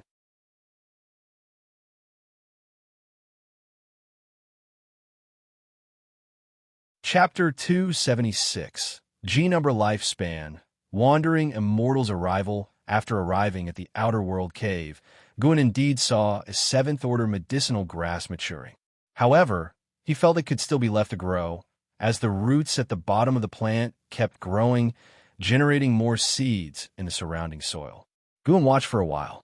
He didn't pick it, looking forward to it producing more seeds for better sustainable development. Having already reached the 9th layer of the mystic lost spirit immortal realm, Guan no longer needed to rush to harvest thousands or even tens of thousands of years of lifespan. His goal was 100 million years of lifespan. As long as the overall time taken was shorter, that was fine. If the high-rank medicinal herbs in the Outer World Cave reached maturity, he might be able to harvest tens of millions of years of lifespan in one go. Just thinking about it made him a little excited. I'm planning to expand this cave. Later, you can move in. If you get bored, you can also raise some demons, but they must know the rules and not damage my medicinal herbs. Guan looked at the boundless medicinal garden and smiled softly. Hearing his words, Tian Yaoer and the other 2 women were very excited and began to imagine things together. Compared to raising demons, they were more eager to go out and explore. Guan promised them that once they reached the Mahayana realm, they could go out and play, which was also for their own good. Upon hearing about the Mahayana realm, The three women's faces all fell. How long would they have to cultivate to reach that level? The world outside is dangerous. If you get caught, being bullied would be the least of your worries. You might be skinned alive, have your flesh turned into elixirs, and your bones made into ornaments. Guin shook his head, scaring the three women in just a few sentences, making them not dare to think about going out anymore. Before meeting Guin, they had all faced hardships. Xianxia had been kept in captivity by the Heaven Phoenix Demon Mother, while Xianxia and Tian were orphans who roamed everywhere after their parents died. During that time, their wounds had never healed. Xianxia sighed. It's better to focus on cultivation and not raise any more demons to avoid distractions. Tian hugged Guin's arm and nodded, swaying her body. Seeing this, Xianxia quickly pushed her away and then took Guin's arm herself. There's a calamity brewing outside right now. Guin's heart fluttered, but his face remained serious as he began to talk about the calamity on the ocean. The three women were quickly intrigued and listened attentively. The sea-breaking rift, divine exotic realm, divine exotic resentful ghosts, and other details made them tremble with fear. Immortal and indestructible ghosts. They didn't know how to deal with them. Master, will this calamity affect you? Should you hide in the cave? If the forces on the sea can't handle it, it will eventually spread to the continent where we are. How could there be such terrifying ghosts in the world? The three women started chattering again. After staying in the outer world cave for an hour, Guin finally returned to the Supreme Sect. He went to the Third Medicine Valley, habitually going to watch Nine-Finger Divine Lord Play go, but was stopped by Yuinging on the way. Why do you smell so fragrant? And it's not just one type. You didn't visit a brothel, did you? Yuinging looked at him, perplexed. Guin's mouth twitched. He said irritably, "Nonsense. Can't you talk more decently? Fine. Did you go to the Pleasant Fragrance Pavilion? That will be cleaner than you." Yuinging wasn't angry at his retort and instead smiled. Indeed, no man is any good. Guin couldn't be bothered with her and walked past her. Wait, the Starseed congregations are giving the Supreme Sect 1,000 cultivation spots for 5 years. If you want to go, I can help you get one. Yuinging caught up and said. Guin didn't turn his head. With my relationship with the sect leader, do I need your help? Yuinging responded. The Supreme Sect will surely choose the 1,000 most talented disciples. Even if you go, considering your cultivation level, you'll only feel pressured. If I put in a word for you, you'll have a better experience and greater gains. You might even go into closed-door cultivation upon returning and break through to the nascent soul realm. Guin stopped and looked at her. This girl only had a foundation establishment cultivation level, but her tone was so grand, indicating her high status within the Starseed congregations. Guin suddenly became interested and began probing the mysterious power of cause and effect within Yuinging's body. He had long noticed that Yuinging's cultivation level was suppressed by this mysterious power of cause and effect, but he didn't want to cause trouble before, so he had been too lazy to investigate. Now, with his higher cultivation level, he could take a look. Because of this power of cause and effect, Guin couldn't directly deduce her fate. Suddenly, Guin saw a grotesque face bursting out from Yuinging's body, lunging at him, then dissipating into smoke. This was just an illusion, without any real destructive power. Seeing through this illusion, Guin felt puzzled. What's wrong? Why aren't you saying anything? Are you thinking about how to thank me? It's simple. Just write another journey to the west, focusing on the story after Sun Wukong becomes the victorious fighting Buddha. Stop wandering around aimlessly without any proper work, Yuinging said with her hands on her hips. Guin laughed. No way, this stops here. Some stories don't need to be written to the end. Leaving space for imagination makes them continually intriguing. Yuinging gave him a glare and asked, "Are you going or not?" "I'm not going. Thanks for your goodwill, but I'd rather spend my life peacefully in the Medicine Valley. If I go and your Starseed holy daughter falls for me, what then?" "Ha, shameless. Our Starseed congregations don't have any holy daughter. Being entangled by a female genius is also quite stressful, just like now. Yinging started to make a move, and Guan quickly jumped away and slipped away. This guy really didn't know what was good for him. Guan was afraid he might kill her with a single shock. Life continued quietly. After going to outer heaven once, Guan didn't go back. Having roughly understood the great heavenly spirit land, he felt no need to go again. The first snow of winter quietly arrived, and the third medicine valley gradually turned white. Guan went downstairs and stood in front of the pavilion, raising his right hand to touch the falling snow. Feeling the slight chill in his palm, Guan's mood became joyful. His gaze turned to the entrance of the valley, where a vague figure was walking through the white, snowy landscape. A wandering immortal, and at the 9th layer. It was because of this person's arrival that Guan had come downstairs. Why would a wandering immortal arrive for no apparent reason? Guan watched quietly as that person entered the valley.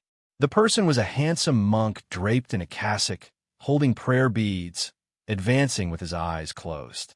The falling snow formed a white cape on his shoulders. Xianxia, wandering immortal realm 9th layer 45865/19000/999999. A lifespan of 999,999 years? Guan had never seen such an extreme lifespan before. This was definitely the highest lifespan beyond nirvana he had ever seen. 9 was the highest number. He wondered if and how Xianxia, after their nirvana, could reach such a lifespan.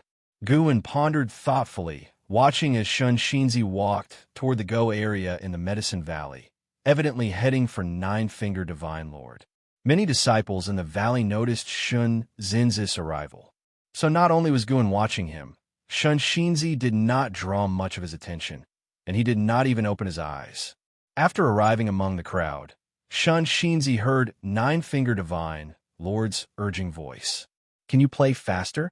Your slow pace makes you an indecisive player." Nine-Finger Divine Lord looked impatient, with his arms crossed. Across from him, Elder Lu muttered, "You were even slower than me when you played against my master."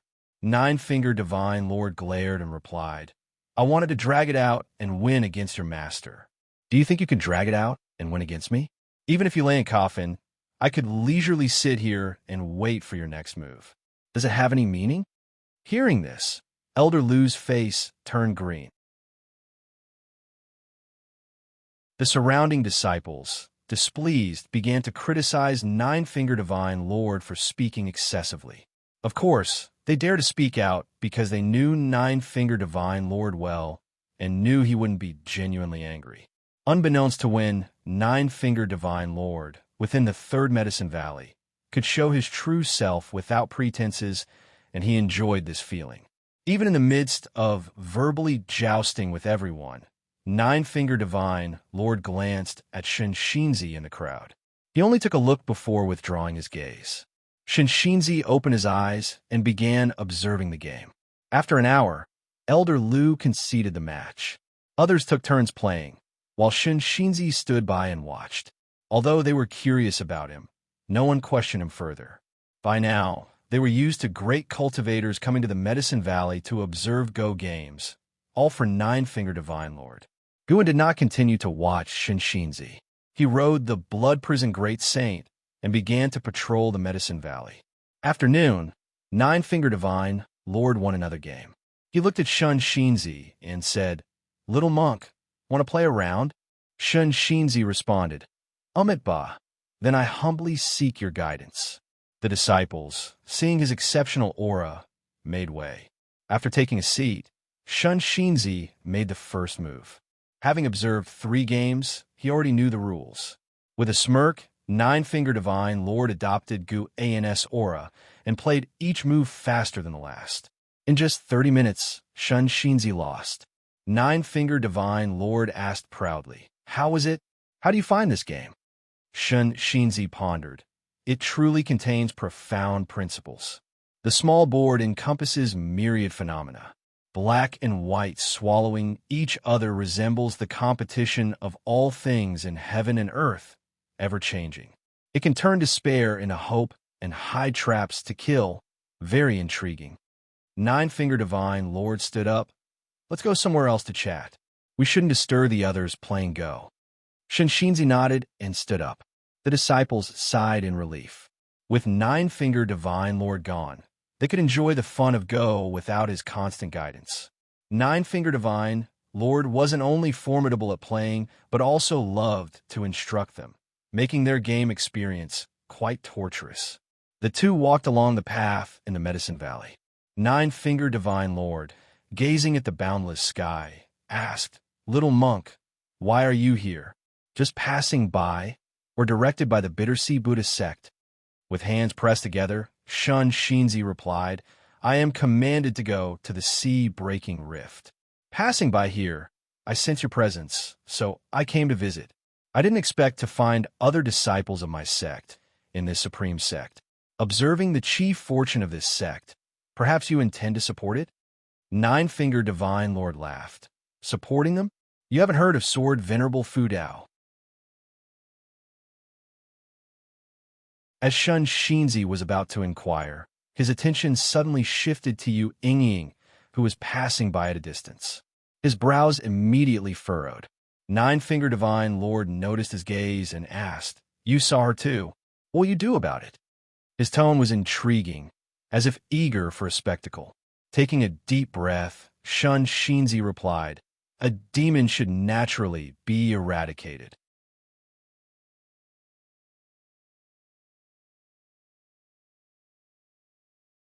Chapter 277, Reincarnation of the Heavenly Demon. Shunzin's terror. As Xianxia finished speaking, his eyes sharpened, and he actually stepped towards Yu Yingying. The Nine-Finger Divine Lord quickly grabbed him, scolding, "Do you really dare to act recklessly?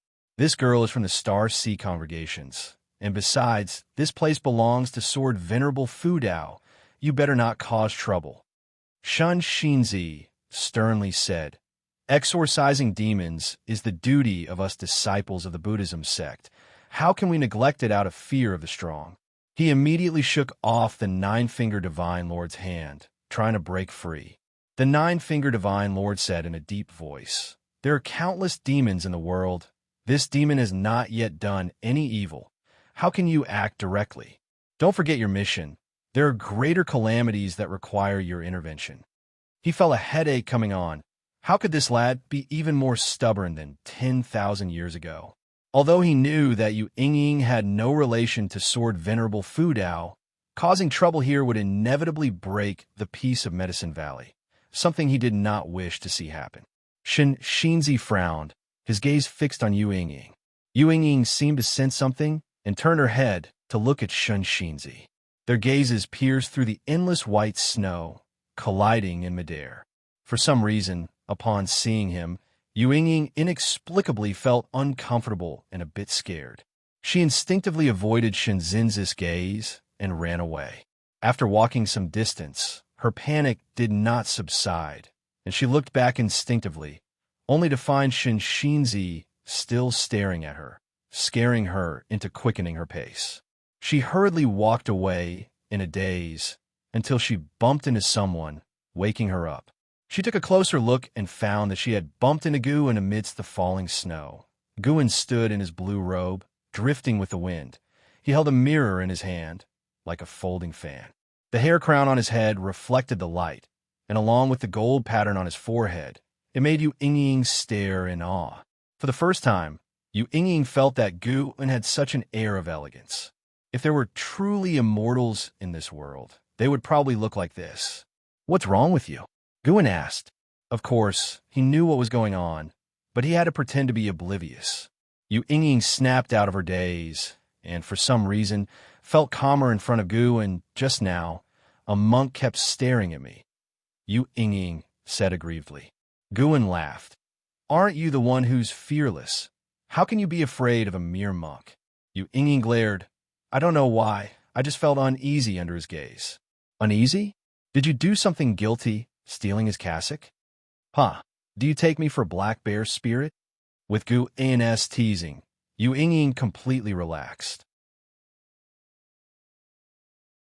Guan walked towards his pavilion, followed closely by the blood-prisoned great saint, who threw a disdainful glance at Yu Ying. Yu Ying instantly became furious and started cursing the blood-prisoned great saint. The man and the ox began to argue, while Guan, used to it, couldn't be bothered to intervene. In the following days, Xianxia stayed at the Supreme Sect, investigating the disciples' impressions of Sword Venerable Fudao. 3 days passed quickly. Xianxia returned to Medicine Valley, having understood that Sword Venerable Fudao was righteous and cared for the common people, and would not prevent him from exorcising demons. Upon arriving at Medicine Valley, he encountered Yang Jian and Li Lingtian. Yang Jian was pulling Li Lingtian out, looking for a place to spar. Li Lingtian was very reluctant, but did not back down verbally. Seeing the two, Xianxin's gaze was fixed. He moved to block Yang Jian. Yang Jian looked at him, his brows slightly furrowed. Even now, suppressing his cultivation level, Yang Jian couldn't hide his extraordinary presence, showing the demeanor of a prodigy. Standing beside him, Li Lingtian appeared completely overshadowed. Glaring at Xianxia, Li Lingtian said disgruntledly, "Monk, what do you want?" Xianxia spoke. "Ba, this poor monk sees that you both have remarkable auras and unique bones. Why not join our Bittersea Buddhist sect and cultivate the great Tao?" Bittersea Buddhist sect? Before Yang Jian could speak, Li Lingtian was already flustered. "You want us to become monks?" Impossible. He was the crown prince. How could he become a monk? Monk is just a worldly term. Becoming a Buddha is the great Tao, which is eternal. Xianxia said calmly. Scratching his head, Li Lingtian thought that this guy was either crazy or genuinely capable of something. Suddenly, he didn't dare to provoke him. In Medicine Valley, he always encountered great cultivators, so he couldn't remain arrogant. Yang Jian said softly, "Thank you for your kind offer, but I already have a master, and I don't wish to take another. Farewell." He bypassed Xianxia and walked out of the valley. Li Lingtian quickly followed. Xianxia watched their departing figures, contemplating something. Meanwhile, in the distance, beneath a pavilion, Gu and Ji Xiaoyu stood side by side, appreciating the snowy scenery. Ji Xiaoyu noticed Xianxia and said, "That monk seems unusual. I wonder if he will cause trouble for Yang Jian." Although she had never sparred with Yang Jian, she felt he was extraordinary. Curious about how Gu had made Yang Jian so loyal, she learned that Yang Jian had been nurtured by Gu An's elixir, gradually unlocking his talent, which made her admire Gu even more. Perhaps Gu An's cultivation talent was ordinary, but his character deeply impressed her. Gu turned back. He is a high monk. How could he trouble Jianer? If anything, he would bring blessings, wouldn't he? Ji Xiaoyu glanced at him. Seeing the genuine smile on his face, she believed his words. They continued chatting casually. Eventually, Xianxia still found Yu Ying. At first, she was very afraid of him, but he only asked her about some matters, which gradually made her lower her guard. Although Gu An's gaze wasn't fixed on Xianxia, his attention was always on him. If Yu Ying were outside and got caught by Xianxia, he would intervene, but not in Medicine Valley. Gu thought Xianxia wouldn't harm Yu Ying, but he was wrong. Late at night, Yu Ying was meditating and cultivating in her room. The candlelight reflected her shadow on the wall, swaying slightly. Suddenly sensing something, she opened her eyes to see a figure entering her sight, startling her so much she instinctively crawled backward, hitting the wall. "What do you want?" Yu Ying asked nervously, her voice loud, clearly trying to alert others. Standing by the bed, Xianxia looked down at Yu Ying with a serious expression. "Don't waste your efforts. I have set up a barrier. No one can hear your cries, nor can you escape." Xianxin's gaze was oppressive, and his tone was cold. Yu Ying gritted her teeth and asked, "Who are you? What grudge do you have with me?" Ba, we have no personal grudge. This poor monk can let you die knowing the reason. You are the reincarnation of a heavenly demon. Once your cultivation reaches the primordial spirit stage, you will regain memories of your past life and bring calamity to the world. Xianxia replied. Upon hearing this, Yu Yingying's expression changed dramatically, but instead of arguing, she sat dazedly on the bed, looking desolate. I see, she murmured, a bitter smile appearing on her face. She closed her eyes, preparing to accept her fate. Xianxia closed his eyes and raised his right hand, ready to end Yu Yingying's life. Thud! Suddenly, a hand pressed on Xianxin's shoulder, causing his eyes to snap open, his Buddha heart trembling. This indescribable feeling made him inexplicably fearful. Having faced countless formidable demons, even in defeat, he had never felt this way. He was shocked to find himself unable to move, his mana suppressed and inactive. He immediately thought of someone. Sword Venerable Fudao. Legend had it that in a book, it was written that Sword Venerable Fudao would lightly tap the shoulder before killing someone. He had thought it was just a tale, but it turned out to be true. Outsiders are not permitted to kill within the Supreme Sect. Gu An's voice reached Xianxin's ears, hoarse and indifferent, carrying an undeniable authority. Next, Xianxia felt the hand on his shoulder disappear, an immense relief flooding over him. He exhaled deeply, his forehead drenched in cold sweat, unable to remain calm. In that brief moment, he truly thought he would die. Looking again at Yu Yingying, his eyes were complex. Amit Ba, Xianxin's voice rang out, followed by the sound of the door opening. Yu Yingying opened her eyes to see that Xianxia had vanished. Thinking about his earlier tone, it seemed he was sighing. However, Yu Yingying felt no relief from the brush with death. Instead, she remained despondent. The reincarnation of a heavenly demon. Having grown up in the Starseed congregations, she had heard tales of the heavenly demon. No wonder her father was reluctant to teach her cultivation. When he heard she was coming to the Supreme Sect, he was pleased, fearing she might implicate him. That night, Yu Yingying leaned against the wall, lost in thought. The next morning, she tidied herself up before leaving the house. Seeing the disciples of Medicine Valley exercising, their faces brimming with smiles, she felt as though she were in a different world, suddenly somewhat envious. These people might not have natural talent or prominent origins, but at least they could look forward to their future. And what about her? Born unlucky, unloved by her father, shunned by her mother, everyone saw her as a curse. She spotted Xianxia. He stood under a tree, watching the disciples exercise, deep in thought. He didn't turn his head, despite her gaze. Does he pity me, or is he afraid of dirtying his hands? Yu Yingying stood there, stunned. After the morning exercises ended and the disciples dispersed, she still stood at the entrance. Time passed unknowingly. Guan rode the blood prison great saint past her yard and shouted, "Ms. Yu, what are you daydreaming about? If you have nothing to do, go shovel the snow with them. Since you live in my Medicine Valley, you should at least help out, right?" Yu Yingying snapped out of it, and seeing Gu An's slightly displeased face, she instinctively nodded in agreement. Guan showed a satisfied expression, tossed her a look that said good thinking, and continued on his way with the blood prison great saint.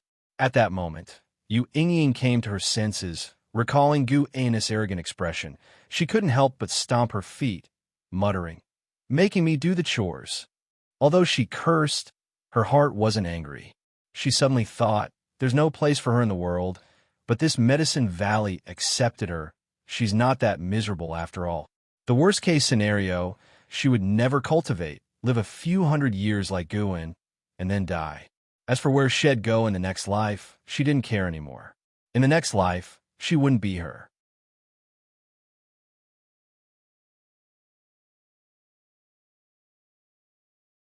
Chapter 278 Lord of All Realms. Head of Immortals, Xianxia, stood under the tree, also lost in thought. Unlike Yu Yingying, who had already come to terms with things, he was still puzzled. He was shocked by Sword Venerable Fudao's power and doubted his own thoughts. Based on his investigation these past few days, Sword Venerable Fu Dao absolutely was a great power who cared for the common people, capable of correcting his sex behavior and reaching out to save the world. With Sword Venerable Fu Dao's cultivation level, he surely could see through Yu Yingying's karmic ties. Did he really not want anyone causing slaughter in the Supreme Sect? Or did he think Yu Yingying shouldn't be killed? Shun Zinza's mind was in turmoil until Nine-Finger Divine Lord came to Medicine Valley to play Go, and only then was he awakened by him. Why are you in such a state? Did you encounter Sword Venerable Fu Dao? Nine-Finger Divine Lord asked with a smile, standing before Xianxia. Xianxia closed his eyes and uttered a ba. The smile faded from Nine-Finger Divine Lord's face. He frowned, his expression serious, and said in a deep voice, "You really dare to act? Are you courting death? I've heard that divine, strange, ghost king, heaven unpredictable, was directly crushed by Sword Venerable Fu Dao, and it is said that heaven unpredictable had already reached the pinnacle of the heaven and earth flying immortal realm." Xianxia still kept his eyes closed, seemingly indifferent. Nine-Finger Divine Lord noticed his left hand trembling within his sleeve. This kid wasn't scared half to death, was he? Nine-Finger Divine Lord thought to himself, and suddenly found it amusing. It was rare to see him this frightened. Come, let's play Go. There is wisdom in black and white that can help you understand. Nine-Finger Divine Lord pulled Xianxia along, chattering as they walked. I have to say, Guin does have a certain divine nature. To create such a profound game of Go, either he has an extraordinary master behind him, or he was guided in his dreams by an immortal. Xianxia, in a daze, did not really listen. However, in the following days, through playing Go, the anxiety and confusion in his mind began to dissipate, and he also came to understand Nine-Finger Divine Lord's words. This game of Go was indeed extraordinary. The cold winter finally passed, and the spring festival of the Supreme Sect came around once more. It was worth mentioning that, through the promotion of Li Xiandao, people across the world had begun to celebrate the Spring Festival. In the Third Medicine Valley, Li Lingtian stood beside Yang Jian, his hands on his hips, as he looked at Xianxia under the distant tree, frowning. Why hasn't that monk left yet? Is he planning to stay here? Yang Jian was making lanterns beside him and replied nonchalantly, "He can stay if he wants. It's none of your business. My master hasn't chased you away either." Li Lingtian glared and said, "I'm different. I am your master's junior brother, and your master has the best relationship with my brother, the emperor." Yang Jian suddenly looked at him and asked, "By the way, have you heard from your emperor brother? He is cultivating among the Star Sea congregations and should be acquainted with an Hao, right? No contact yet, but he does have a good relationship with an Hao. Both are already legendary geniuses in the Supreme Sect. Speaking of which, I haven't seen them in person. Perhaps my emperor brother doesn't even know of my existence." Li Lingtian replied. When he mentioned Liya, a trace of envy entered his tone. "You could follow in your emperor brother's footsteps. I've heard that the Taitsong dynasty and the Star Sea congregations have also established a friendly cooperation. Your father, the emperor, must have some way. Forget it. It's better to cultivate with you. To be honest, I think you're the strongest genius in the world. My emperor brother and how are nothing compared to you." Li Lingtian looked at Yang Jian seriously and said, expressing his genuine thoughts. In this lifetime, he admired Yang Jian the most. Not only was his talent unparalleled, but he also had the patience to cultivate diligently, avoiding the pursuit of empty fame. There's no way I'm the strongest, and I also have a goal to pursue. Yang Jian shook his head and laughed. A goal to pursue? Li Lingtian was immediately intrigued and began to ask, but unfortunately, Yang Jian would not say. Elsewhere, Guin approached Xianxia. At this moment, Xianxia was sitting on the ground, engrossed in Journey to the West. "Daoist friend, the festival is approaching. Would you like to join us?" Guin asked with a smile. Xianxia came to his senses, quickly got up, and saluted Guin, saying, Ba, thank you for the invitation. As a humble monk, I dare not refuse. What I do to help? Guin waved his hand with a smile. You are a guest. There's no need for you to do anything. Of course, if you are in the mood and have time to guide the disciples in the valley, I would be grateful. Xianxia couldn't help but ask out of curiosity, Benefactor, what do you wish to learn? Not for me, but for the disciples in the valley. Doesn't the benefactor seek the Mahayana Buddhist teachings and the immortal destiny? Me? Forget it. My current life is pretty good. I don't want to go out fighting and killing. I have a senior brother named Leah, who holds an immortal path supreme treasure. He's incredibly powerful, but unfortunately, only I know the hardships he faces behind the glory. I'm timid by nature and dare not kill people, so it's best for me to stay in Medicine Valley. Guin laughed freely, causing Xianxia to look at him with admiration.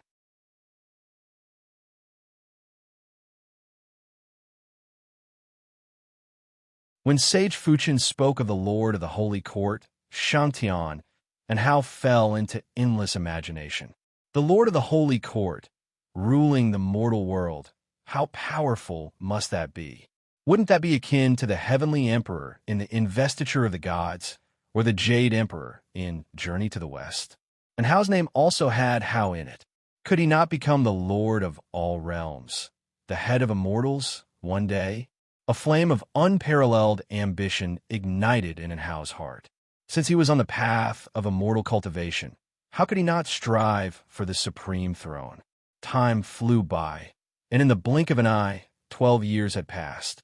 In the summer, in a city, Guin walked on the street in a green robe, accompanied by a woman clad in white, with a hat and veil concealing her face.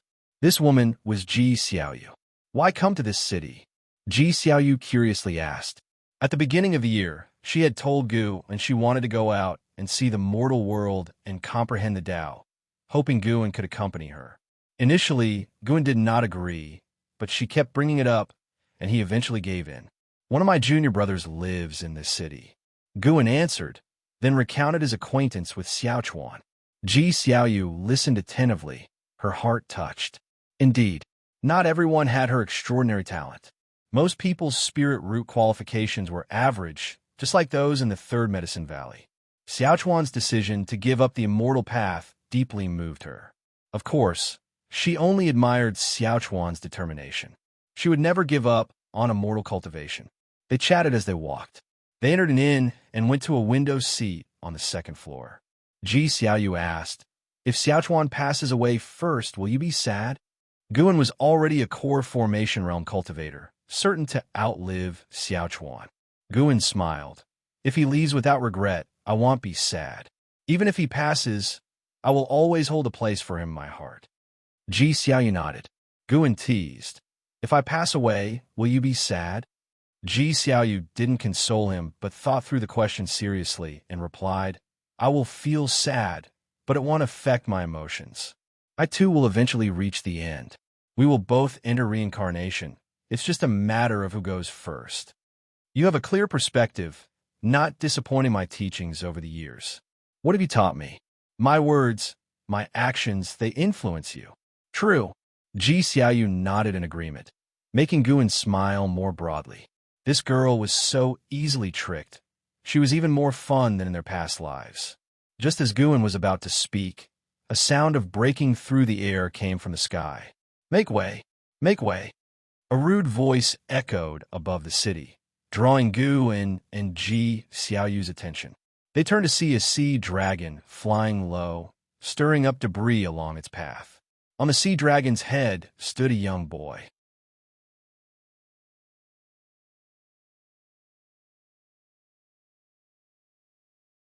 Chapter 279. The Remarkable Pan and Looking at the Sea Dragon. Guin felt that its aura was somewhat familiar, so he paid closer attention. Ah, isn't this the same aura as that of Sky Dragon? But it certainly isn't Sky Dragon. Sky Dragon is currently serving as the holy beast of ancient Sky Sect, and according to Guin's divine sense, that fellow is still snoozing. Guin began to probe the sea dragon's causality and quickly understood its origins. It turned out to be a snake demon that had acquired the true blood of Sky Dragon and had just shed its old skin to transform into a sea dragon, leaping forward in talent. Gu An's eyes shifted to the youth sitting atop the sea dragon's head and executed a lifespan detection. Su Jin, Foundation Establishment Realm.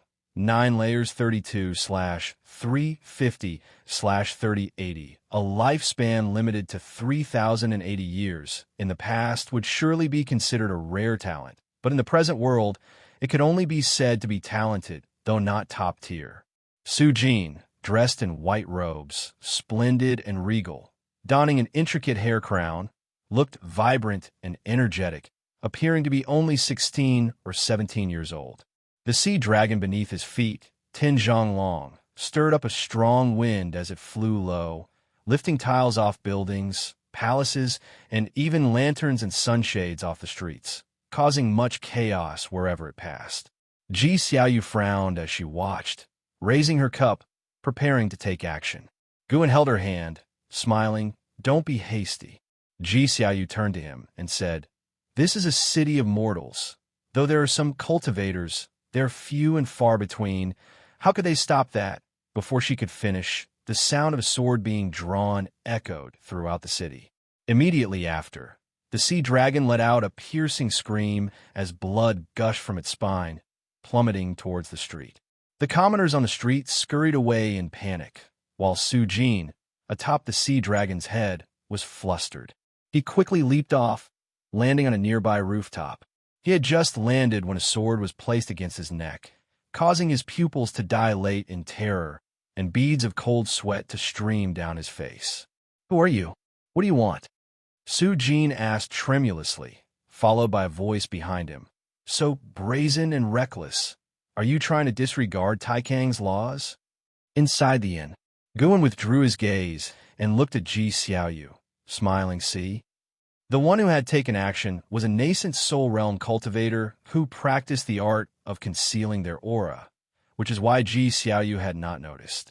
Ji Xiaoyu took a deep look at the sword cultivator and then turned to Gu, and today's emperor truly acts decisively. I thought his laws aimed at cultivators were just for show, but I was wrong. They are indeed enforced.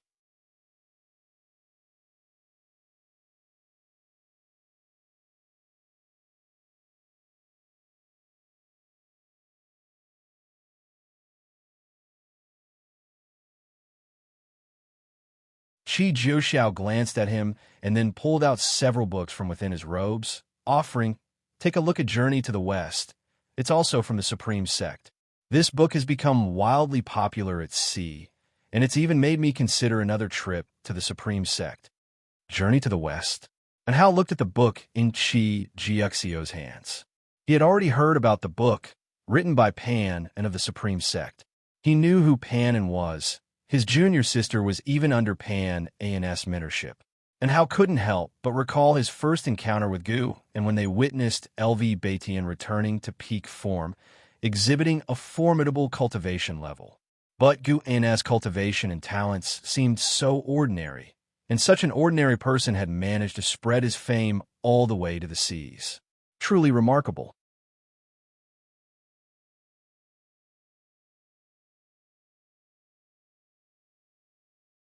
Chapter 280 Destiny. After returning to the Third Medicine Valley with Yang Jian, Guan did not immediately go upstairs, but instead found an Xian to inquire after her health with particular concern for her cultivation practice. And Zin's maximum lifespan was 230 years. She could still wait for several decades before lifting the restrictions on her cultivation level. Over the years, Guan had also given her a number of elixirs. She might even surpass Elon. "Master, have you heard any news of my elder disciple brother, and how recently?" An Xian suddenly asked. Although it had been a long time since she had last seen Hao, their relationship had not become estranged. After all, they had grown up together since childhood and even experienced life and death. She knew that she and Hao belonged to two different worlds in the future, but occasionally she could not help but be concerned for him. Knowing he was safe was enough. Guan picked up a teacup from the table and replied, "He's doing quite well.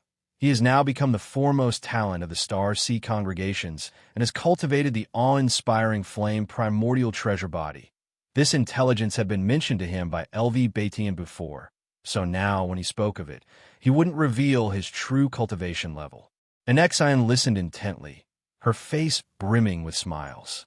She didn't feel the slightest envy for Enhao's achievements, even though both had started immortal cultivation on the same day. The gap in their talents was simply too large. Sometimes she even doubted whether she truly knew Enhao, and so she would not mention knowing Enhao in her daily interactions with others. Now things were going well.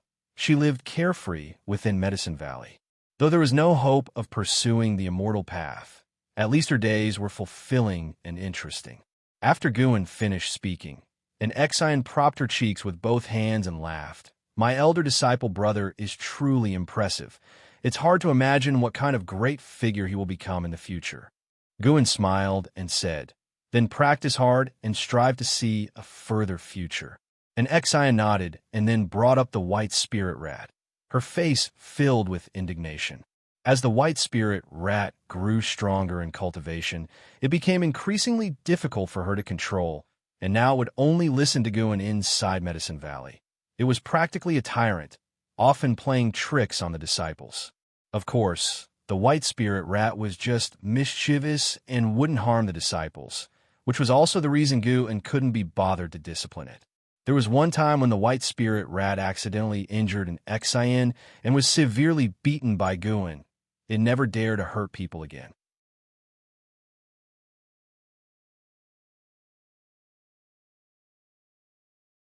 Divine Exotic City has actually fallen into the hands of a minor immortal cultivation of the divinity transformation realm. Boy, aren't you feeling overwhelmed? Strong as Divine Exotic City is, how can your frail body exert its divine power? The Divine Exotic Ghost King sneered. His name was Zhenlu Dao, and with his cultivation of the 9 layers of the heaven and earth flying immortal realm, he viewed Leia as no different from an ant. Hearing his words, Leia remained silent. Arguing was meaningless. How to survive this calamity was his concern. His hands hidden within his sleeves clenched tightly, and he began to bleed from his nose. Several cultivators in the city noticed this scene, as did Xianxia, who was meditating on a street. His brows furrowed at the sight. Xianxia looked off into the distance at Zhenlu Dao, struggle flickering in his eyes. After taunting for a while and receiving no response from Leia, Zhenlu Dao became annoyed. Lifting an arm, in his hand he held a black mirror which swirled with dark mist. A figure leapt from the mirror, quickly growing to nearly Zhenlu Dao's size. It was a white-haired man. Leia's pupils dilated at the sight, his face shifting with various emotions, ultimately contorting in rage, eyes filled with fury. You dare to turn him into, Leia said through gritted teeth. His aura erupted suddenly, with wisps of blood seeping from his pores. Divine Exotic Immortal Spirit, mobilize the mightiest power of Divine Exotic City. I will kill him. Leia roared inwardly, unable to contain his rage. The white-haired man was none other than Zhang Buku. At this moment, Zhang Buku had transformed into a divine, exotic, resentful ghost. His clothes tattered, his expression cold. He looked down upon Leia, without the slightest emotional fluctuation in his eyes. As Zhenlu Dao watched Leia rage, he burst into laughter, saying, I merely caught a snippet of karma from you all. I hadn't realized he meant so much to you. How about it? Care to keep him company? This is the chance of immortality. Leia didn't answer. Instead, he turned to look at the divine, exotic, immortal spirit on his shoulder and shouted, Didn't you hear me? I want you to kill him. The divine, exotic, immortal spirit shuddered with fright and hastily invoked even stronger power. A thunderous rumbling. Divine Exotic City trembled. The protective light that enveloped the entire city burst forth with countless rainbows of light, all aimed at Zhenlu Dao. The 3-tailed ghost beast let out a ferocious roar. The very firmament shook, and it forcibly blocked the power from Divine Exotic City. Leia spat out a mouthful of blood, his eyes bleeding. He clenched his teeth and said, Continue. The divine, exotic, immortal spirit hesitated for a moment and then gestured. The power of those light rainbows surged, overbearing the howls of the three-tailed ghost beast, drawing ever closer to it. Jin Lu Dao was taken aback and became interested. Leah bled from his 7 orifices, his spine began to bend, but his gaze remained fixated above, wishing he could tear Jin Lu Dao to pieces. Amatofo, laymanly, there's no need for further effort. Striving in vain is useless. The voice of Xianxia suddenly rang through the heavens, serious in tone. A golden light rose from within the city, piercing through the protective light and going straight through the neck of the three-tailed ghost beast, which, despite struggling instinctively, could not dissipate the golden light. Xianxia looked at Jin Lu Dao, his eyes flickering with interest. The golden light unveiled a long golden staircase with Xianxia ascending from the bottom. His body radiated with Buddhist light, and the prayer beads in his hand were aflame. Leah couldn't help but look at him, surprised. Laymanly, you are still young. Let this humble monk be the one to sacrifice. As the saying goes in the journey to the west by the womb of the earth Bodhisattva, if I don't enter hell, who will? Do not lose your sanity over the passing of an old friend. Keep this rage in your heart and let it fuel your fighting spirit. Xianxia spoke firmly. As his words fell, he stepped out from the light of divine, exotic city. His Buddhist light surged wildly, engulfing Jin Lu Dao and the three-tailed ghost beast like a tidal wave. In the eyes of Li Ye and the cultivators in the city, a giant golden prayer bead phantom appeared in the sky, trapping Jin Lu Dao and his mount within with an inconceivable method. The giant prayer bead phantom suddenly vanished, and with it the figures of Jin Lu Dao and the three-tailed ghost beast. Around the world, the divine, exotic, resentful ghosts came to a halt, and after a moment of silence, they quickly dispersed, like fish scattering invisibly into the void. Leah then knelt on the summit, slowly bowing his head, murmuring, "Jean? No." Before he could finish, he collapsed. The world grew dim by the seashore. Jin Lu Dao dragged Shun Zinza's head, pulling his body across the sand. He journeyed to the divine exotic life tablet and tossed Xianxia to the ground. He complained, "Realm Master, why won't you let me eat him? Just because he's from the Bitter Sea Buddhist sect? Do you really need to be so cautious?"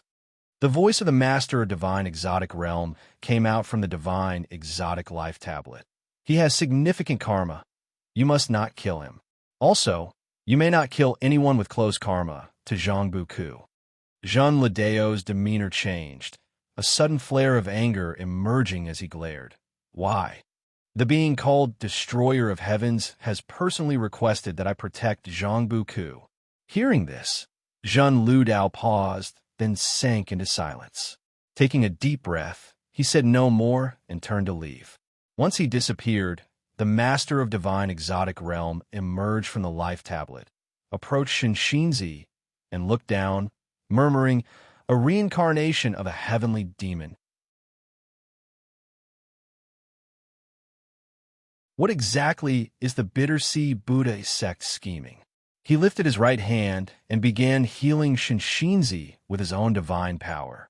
Meanwhile, back in Medicine Valley, Guan withdrew his attention. The Master of Divine Exotic Realm was sensible. If he dared to cause trouble, risk or not, Guan would have had to intervene. But the thought of Zhang Buku becoming a divine, exotic, resentful ghost made Guan sigh. He couldn't constantly watch over Zhang Buku. The last time he detected Zhang Buku in the divine exotic realm, Zhang Buku had already transformed into a resentful ghost, fortunately retaining a sliver of will. If the Master of Divine Exotic Realm were to be obliterated, then all the divine, exotic, resentful ghosts would vanish as well. That meant Zhang Buku was now tied to the fate of the Realm Master.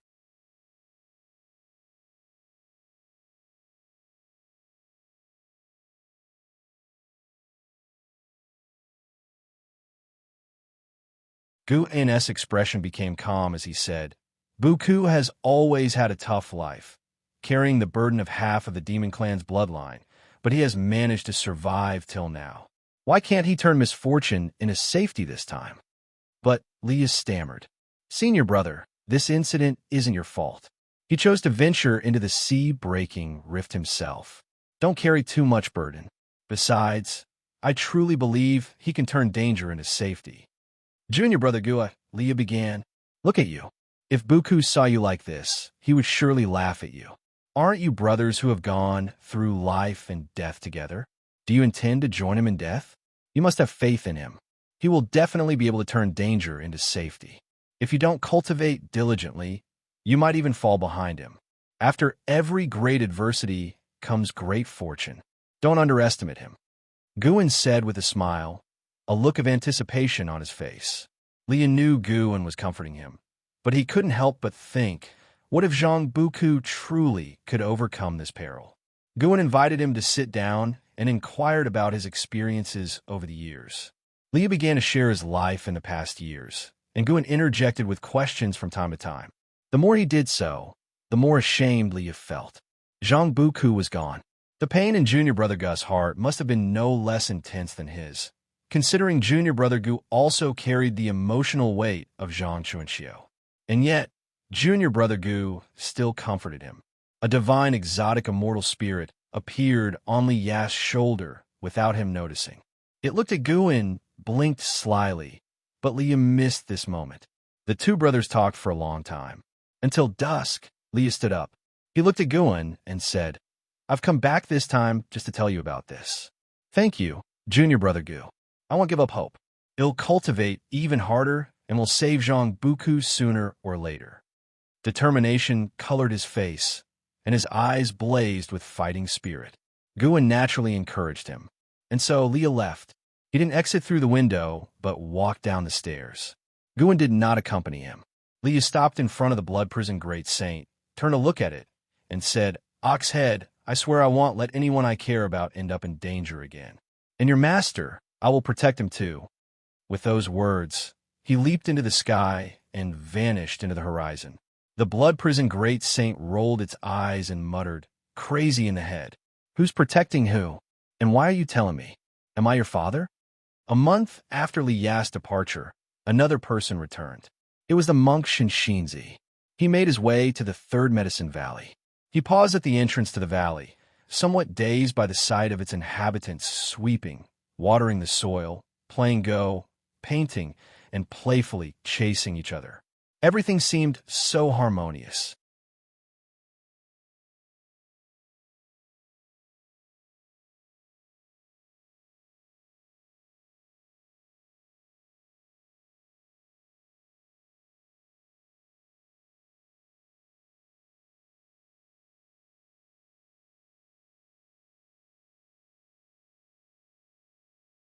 Guin rolled his eyes at her and said, I was already riding it, and you came to find me, obviously wanting to follow. If that's the case, I can only bring you along. This girl was playing coy, just trying to gauge his thoughts.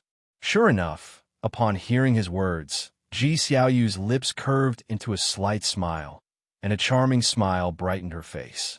Let's go. Let's take a stroll around the outer gate city. Okay. The two of them leapt up and flew towards the outer gate city. 30 minutes later, Guin and Ji Xiaoyu arrived below the heavenly repair platform.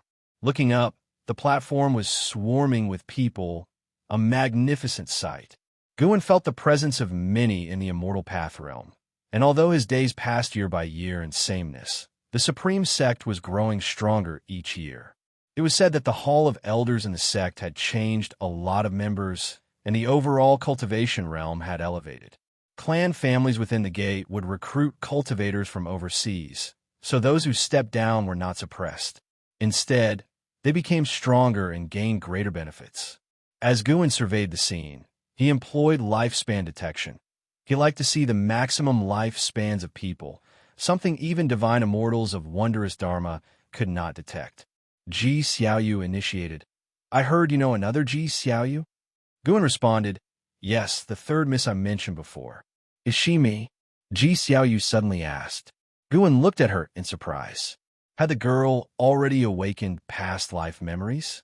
Xiaoyu explained, I've had my name since birth, and I feel a strong identification with it, unlike a habit acquired later in life. Plus, not long after that Xiaoyu died, I was born.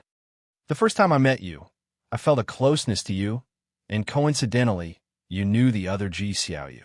I don't think it's a coincidence. With a steady gaze, she looked at Guan, waiting for his answer. Guan couldn't help but raise his hand to touch her forehead, then retracted it and spoke softly. You don't have a fever, do you? Xiaoyu glared at him and said, I'm serious. Guan spread his hands helplessly. Why are you asking me? I'm just a core formation realm cultivator. Can I see through reincarnation? But since I've known you, you don't seem curious about my name. That's because I was shocked before you arrived. You can ask the vice sect leader. Is that so? What else, miss? Even if it's true, I don't want to delve into it. If you truly are the same person as her, just thinking about it is frightening. What kind of conspiracies and vortices lie behind it? Me, with my core formation cultivation level dabbling in it, am likely to turn to dust. Guan spoke with a face full of fear, and as he did, he even stepped to the side.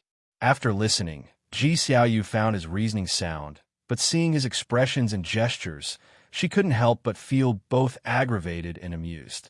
Brother Gu, you've arrived. A figure descended from the heavenly repair platform. It was Wu Ju. Wu Ju, now at the second layer of the divinity transformation realm, was a renowned prodigy of the supreme sect, cultivated with vast resources from the sect, exuding an air of confidence and vigor, a far cry from his timid past. Guan greeted him with a smile. Wu Ju looked at Xiaoyu with a puzzled expression. Why has Brother Gu changed his female companion again? That's a bit too. Guan immediately introduced Xiaoyu to Wu Ju, who suddenly realized, you are the Xiaoyu with the strongest talent from the Ji family in recent years? Xiaoyu nodded slightly, and once Guan finished introducing him, she wasn't too surprised. Wu Ju was merely a famous prodigy, but the Third Medicine Valley hid many great cultivators, and even the sect leader occasionally visited. Afterwards, Wu Ju exchanged pleasantries with Guan and then left. They had made previous plans to drink together after some time, but Guan knew they would probably miss that appointment. He indeed had time, but Wu Ju did not. He was either busy cultivating or on missions. For a talent like Wu Ju, cultivation could last for years. Guan watched Wu Ju's departing figure, reflecting inwardly that too much leisure was not a good thing. Wu Ju's maximum lifespan remained unchanged, just as it had been decades ago. Of course, with his current maximum lifespan of 7,600 years, surpassing the Mahayana realm shouldn't be a problem. Guan simply felt a bit regretful because he initially believed Wu Ju could compete with An Hao. Xiaoyu noticed the regret in his eyes and couldn't help asking, what's wrong? Guan replied with a smile, I feel a bit sorry for him. I think his achievements could have been even higher. His achievements are not high enough? Without An Hao returning, he is already the Supreme Sect's #1 prodigy, Xiaoyu said, confused. Ha ha ha, indeed. Guan said no more, leading Xiaoyu to the heavenly repair platform.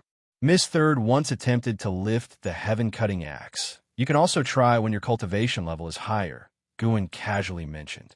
Xiaoyu became interested in the heaven-cutting axe. They made their way through the crowds, arriving near the axe. Zhou Yijian was reprimanding someone at the moment due to the crowd. Someone had stepped into the axe's ceremonial area. The so-called ceremonial area was marked by Zhou Yijian. Aside from challengers, no one was allowed to enter a certain range to show respect towards Sword Venerable Fudao, and his proposal was acknowledged by the Supreme Sect, necessitating careful consideration in their treatment of Sword Venerable Fudao. Gu An's gaze landed on someone in the crowd. Stealing the 5 elements, heaven and earth flying immortal realm 9 layers 0/0/0, divine exotic ghost king. This guy was something else, with a very mysterious method of concealing his aura. Had Guan not used his divine sense to scan the outer gate city upon arriving, he would not have noticed him. Stealing the 5 elements appeared as a scholar, wearing a scholar's hat, holding a folding fan, indistinct among the crowd, displaying curiosity while watching others challenge the heaven-cutting axe without stepping forward himself. Guan only glanced at him before passing by, so as not to draw his attention. Back in the divine exotic realm, he had seen stealing the 5 elements, who certainly did not have the subdued aura he had now. This fellow daring to come to his turf, Guan wondered about his motives. Was he here to investigate him? Guan was curious to see what he would do next. Before long, the alchemy conference was about to begin in the city, prompting many to descend from the heavenly repair platform and head for the excitement. The alchemy conference was held in various cities, like a regional contest, with a final competition being held elsewhere, using formations to display the event to disciples and cultivators in all cities. Seeing Guan, Xianxia cheerfully greeted him. His son Zuolin was a good friend of Guan's. Guan was known for his thoughtful conduct, leaving a good impression. Care to try? Test how your cultivation has progressed recently. Xianxia invited with a jovial tone. Guan looked at Xiaoyu and said, "Any day is as good as today, and it's not a one-time opportunity. You go ahead." Xiaoyu nodded, stepping forward toward the heaven-cutting axe. Stealing the 5 elements' gaze fell on Xiaoyu, and all of a sudden, his expression changed, revealing some excitement, which he quickly suppressed. His fluctuating demeanor didn't escape Guan's divine sense, but Guan pretended not to notice. In the end, Xiaoyu failed, but no one laughed at her. After all, over the many years, no one had ever succeeded with the heaven-cutting axe. After exchanging a few words with Xianxia, Guan left. As they stepped out of the crowd and into a more open space, stealing the 5 elements approached them rapidly. "Wait, both of you!" Stealing the 5 elements called out, prompting Guan and Xiaoyu to stop and turn a look at him, their eyes questioning. He stopped in front of them and greeted them with a salute, saying, "My name is Wuxia, and I have traveled here from overseas. I've seen quite a bit and can say I'm rather worldly. I noticed that this young lady carries exceptional chi fortune, no doubt the incarnation of someone with great fortune of energy movement. If you're interested, perhaps we can find a place to talk further." Hearing the word incarnation, Xiaoyu frowned. She instinctively looked at Guan, eager to hear what stealing the 5 elements had to say, but wary of displeasing Guan.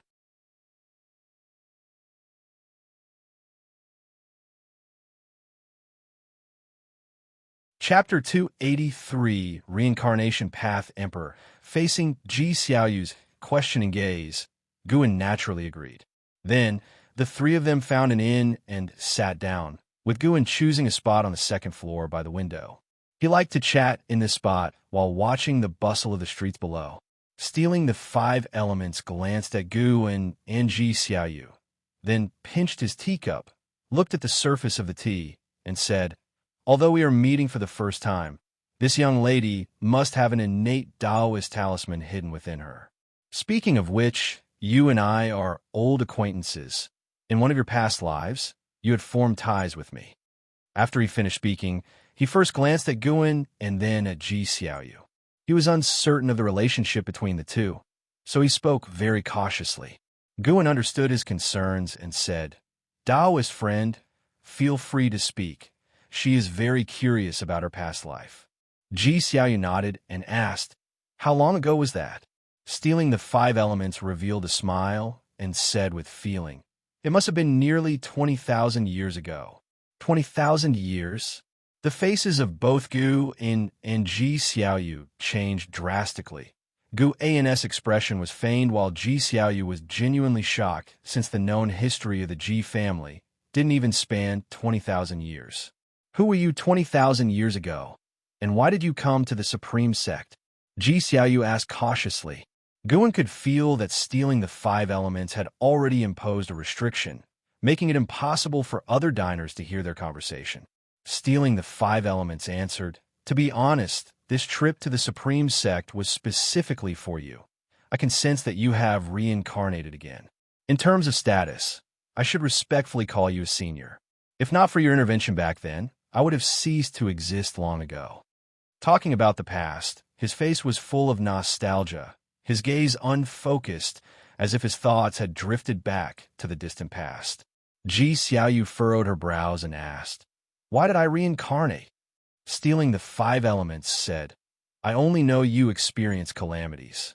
You weren't forced into reincarnation due to hatred, and you can rest assured about this. No one in this world can do anything to you. I even consider you the strongest person I have ever seen." This genuinely surprised Gu, and because he had been to Divine Exotic City and seen stealing the 5 elements demonstrate his power. Knowing this, stealing the 5 elements still believed that one of Ji Xiaoyu's past lives was stronger. It seemed like the last time, in the 7 Stars spirit realm, the innate Taoist talisman had not yet displayed its true power, but at that time, it had already been enough for Ji Xiaoyu to seek revenge. Stealing the 5 elements continued to speak about Ji Xiaoyu's strength at the time. In that lifetime, Ji Xiaoyu had called herself Reincarnation Path Emperor. The two had met only once, but due to Reincarnation Path Emperor's kindness, stealing the 5 elements had always wanted to repay her, only to find his freedom in recent years. He did not reveal his real identity, and the name Divine Exotic Ghost King was already known throughout the world. He also knew his reputation was not good. From stealing the 5 elements story, Ji Xiaoyu could only understand how strong her previous self was, and it didn't unravel the secrets of reincarnation.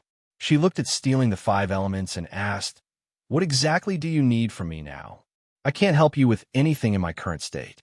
She was very cautious, worried that stealing the 5 elements might want to kill her and force her previous life to emerge. Guan had been listening silently, noting down the name Reincarnation Path Emperor, planning to investigate further the next time he visited Immortal Seeking Island. 20,000 years might seem an eternity to mortals, but for great cultivators, such as wandering immortals and heaven and earth flying immortals, it wasn't much, having lived through epochs preceding the fall of the Reincarnation Path Emperor. After a moment of hesitation, stealing the 5 elements said, "A catastrophe that will affect all beings is soon to erupt. When it does, many seas and continents will be destroyed, including the continent you're currently on, and I too am deeply trapped, unable to escape. The Reincarnation Path Emperor had a divine skill that could free me. Even if it meant undergoing reincarnation, I would be willing." Upon hearing this, Guan was somewhat surprised. From what stealing the 5 elements said, the master of Divine Exotic Realm was likely to die. Why would an adversary of the master of Divine Exotic Realm want to annihilate all living beings? He had previously felt that the appearance of the Divine Exotic Realm was not a coincidence, and clearly, the master was wary of something. Otherwise, with the master's strength, he could have swept away any invaders. "But I am not the Reincarnation Path Emperor," Ji Xiaoyu hesitated. Stealing the 5 elements waved his hand and said, "You needn't worry. I am not here to force you to help me now. When the catastrophe falls, no one will be able to save themselves. At that time, you will undoubtedly awaken your primal consciousness. Just remember me then." After hearing this, Ji Xiaoyu's brows furrowed even tighter. Stealing the 5 elements looked at Guan and said, "It is best not to spread the word about this. Not even the Supreme Sect or any major powers overseas can prepare for it in advance. It's better if the cultivators here enjoy their current lives unaware, lest the spreading news precipitate the catastrophe." Guan nodded and said, "I understand that principle. I just want to know how long until the catastrophe erupts. If it's a few hundred years later, then I am relieved." Stealing the 5 elements laughed, suddenly finding this core formation realm minor cultivator quite amusing. Ji Xiaoyu couldn't help but shoot Guan a look, but she had to admit, after Guan asked that question, a lot of her tension was relieved. It could be as soon as a few decades or as long as a few centuries. There are unimaginable powers at play behind the scenes. I can only say, when the oceans begin to rise, that will represent the arrival of calamity. Stealing the 5 elements answer caused Ji Xiaoyu to frown again. After speaking, he stood up and said, "Well, that's all I have to say. I won't disturb you any further." He raised his hand in a salutation and then left. Once he left the floor, the invisible restriction vanished. Guan turned to Ji Xiaoyu and chuckled. "You certainly have an impressive background. I might have to think twice before joking with you in the future." Ji Xiaoyu huffed. "Aren't you joking now?" After hearing his words, "What do you think?" "I'm not pleased. Although I'd already guessed that I and the third miss you spoke of are the same person, I actually hoped my guess would be incorrect. Now, learning even more identities has only increased my displeasure." Ji Xiaoyu spoke calmly, her tone devoid of any emotional fluctuation. Guan looked at her, his gaze turning thoughtful. Normally, he subconsciously considered this lives, Ji Xiaoyu, and her previous life as the same person, even if their characters differed. In his heart, they were the same. However, different memories and experiences had shaped a different person, even though the soul remained the same. The essence of being human is more than just the soul. Guan tried to comfort her. If you are unhappy, then focus on cultivating, making your life in this incarnation last longer, or perhaps even achieving enlightenment. Ji Xiaoyu shook her head. "I can't achieve enlightenment. I will eventually die. The reason I cultivate is merely to make this life last longer and experience more. I often bother you just to enrich this life's experiences." She paused, then smiled and added, "Besides, you can only live for a few hundred years yourself, so why comfort me? Don't worry, even if I am unhappy, I am willing to accept this reality." Acceptance, huh? Guan chose not to probe further. He then called for the waiter and ordered a table full of exquisite food and drinks, shifting the conversation to the alchemy conference. Ji Xiaoyu's attention shifted as well, and it was as if the conversation with stealing the 5 elements had never happened. The alchemy conference eventually ended, and the cultivator who won first place was from overseas, a disciple of the Purple Pill Palace. It was the first time the disciples of the Supreme Sect had learned about Purple Pill Palace, an ancient alchemy sect that brought many alchemy techniques through this conference.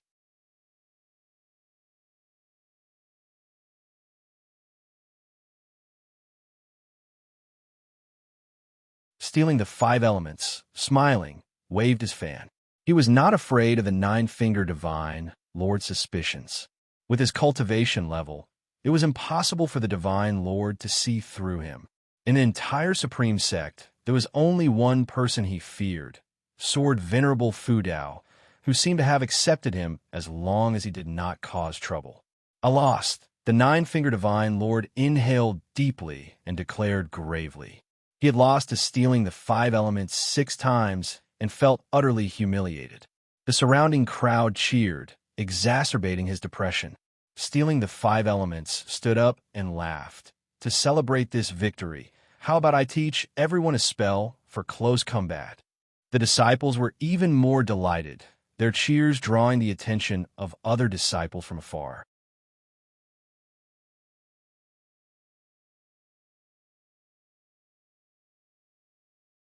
Chapter 284.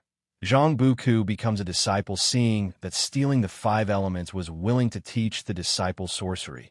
Guan was secretly pleased. This guy knew his way around people, far more so than the 9-finger divine lord. As the number of Medicine Valley disciples increased, Guan's distance from them grew ever larger. Despite being called master and disciple in name, they didn't share that true relationship. Even so, Guan still hoped they would have a better life and come across more opportunities for immortal cultivation. Stealing the 5 elements immediately took action, and seeing Guan on the way, he greeted him. After they left, Guan went to the chess table and looked at the 9-finger divine lord. Smiling, "Shall we play a game?" The 9-finger divine lord snorted. "No, find him to play if you dare. Then forget it. He seems very powerful. I'm not sure I'd win, so I can't start a game so carelessly." "What do you mean, you are sure with me? Have I ever lost to you?" The 9-finger divine lord was so angry he wanted to slam the table and stand up. Seeing the smile on Guan's face, he understood that Guan was deliberately provoking him. Guan then asked, "By the way, it's been a while since you returned. Where's Chu Jingfeng? Aren't you taking care of him? Don't worry, he's doing well. He's in seclusion. When he returns, you'll have to look up to him. The thought of Guan being surpassed by his own disciple, even becoming a figure from another world, made him quite cheerful again.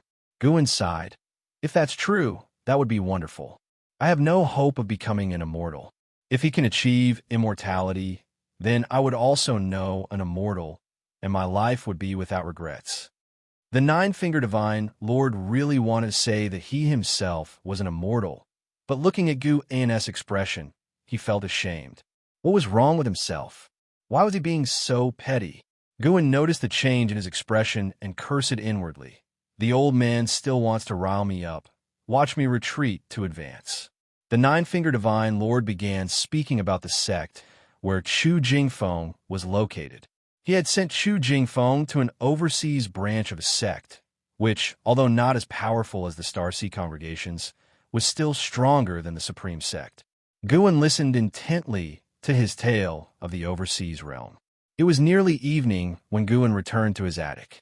In recent days, he had seen more and more heaven and earth flying immortals return, mostly near the sea-breaking rift. Clearly, a great battle was brewing. He sat in his chair, concentrated his mind, and his primordial spirit emerged. The carefree primordial immortal could remain undetected and untouchable by all beings, and even the divine immortal of wondrous Dharma could not perceive it.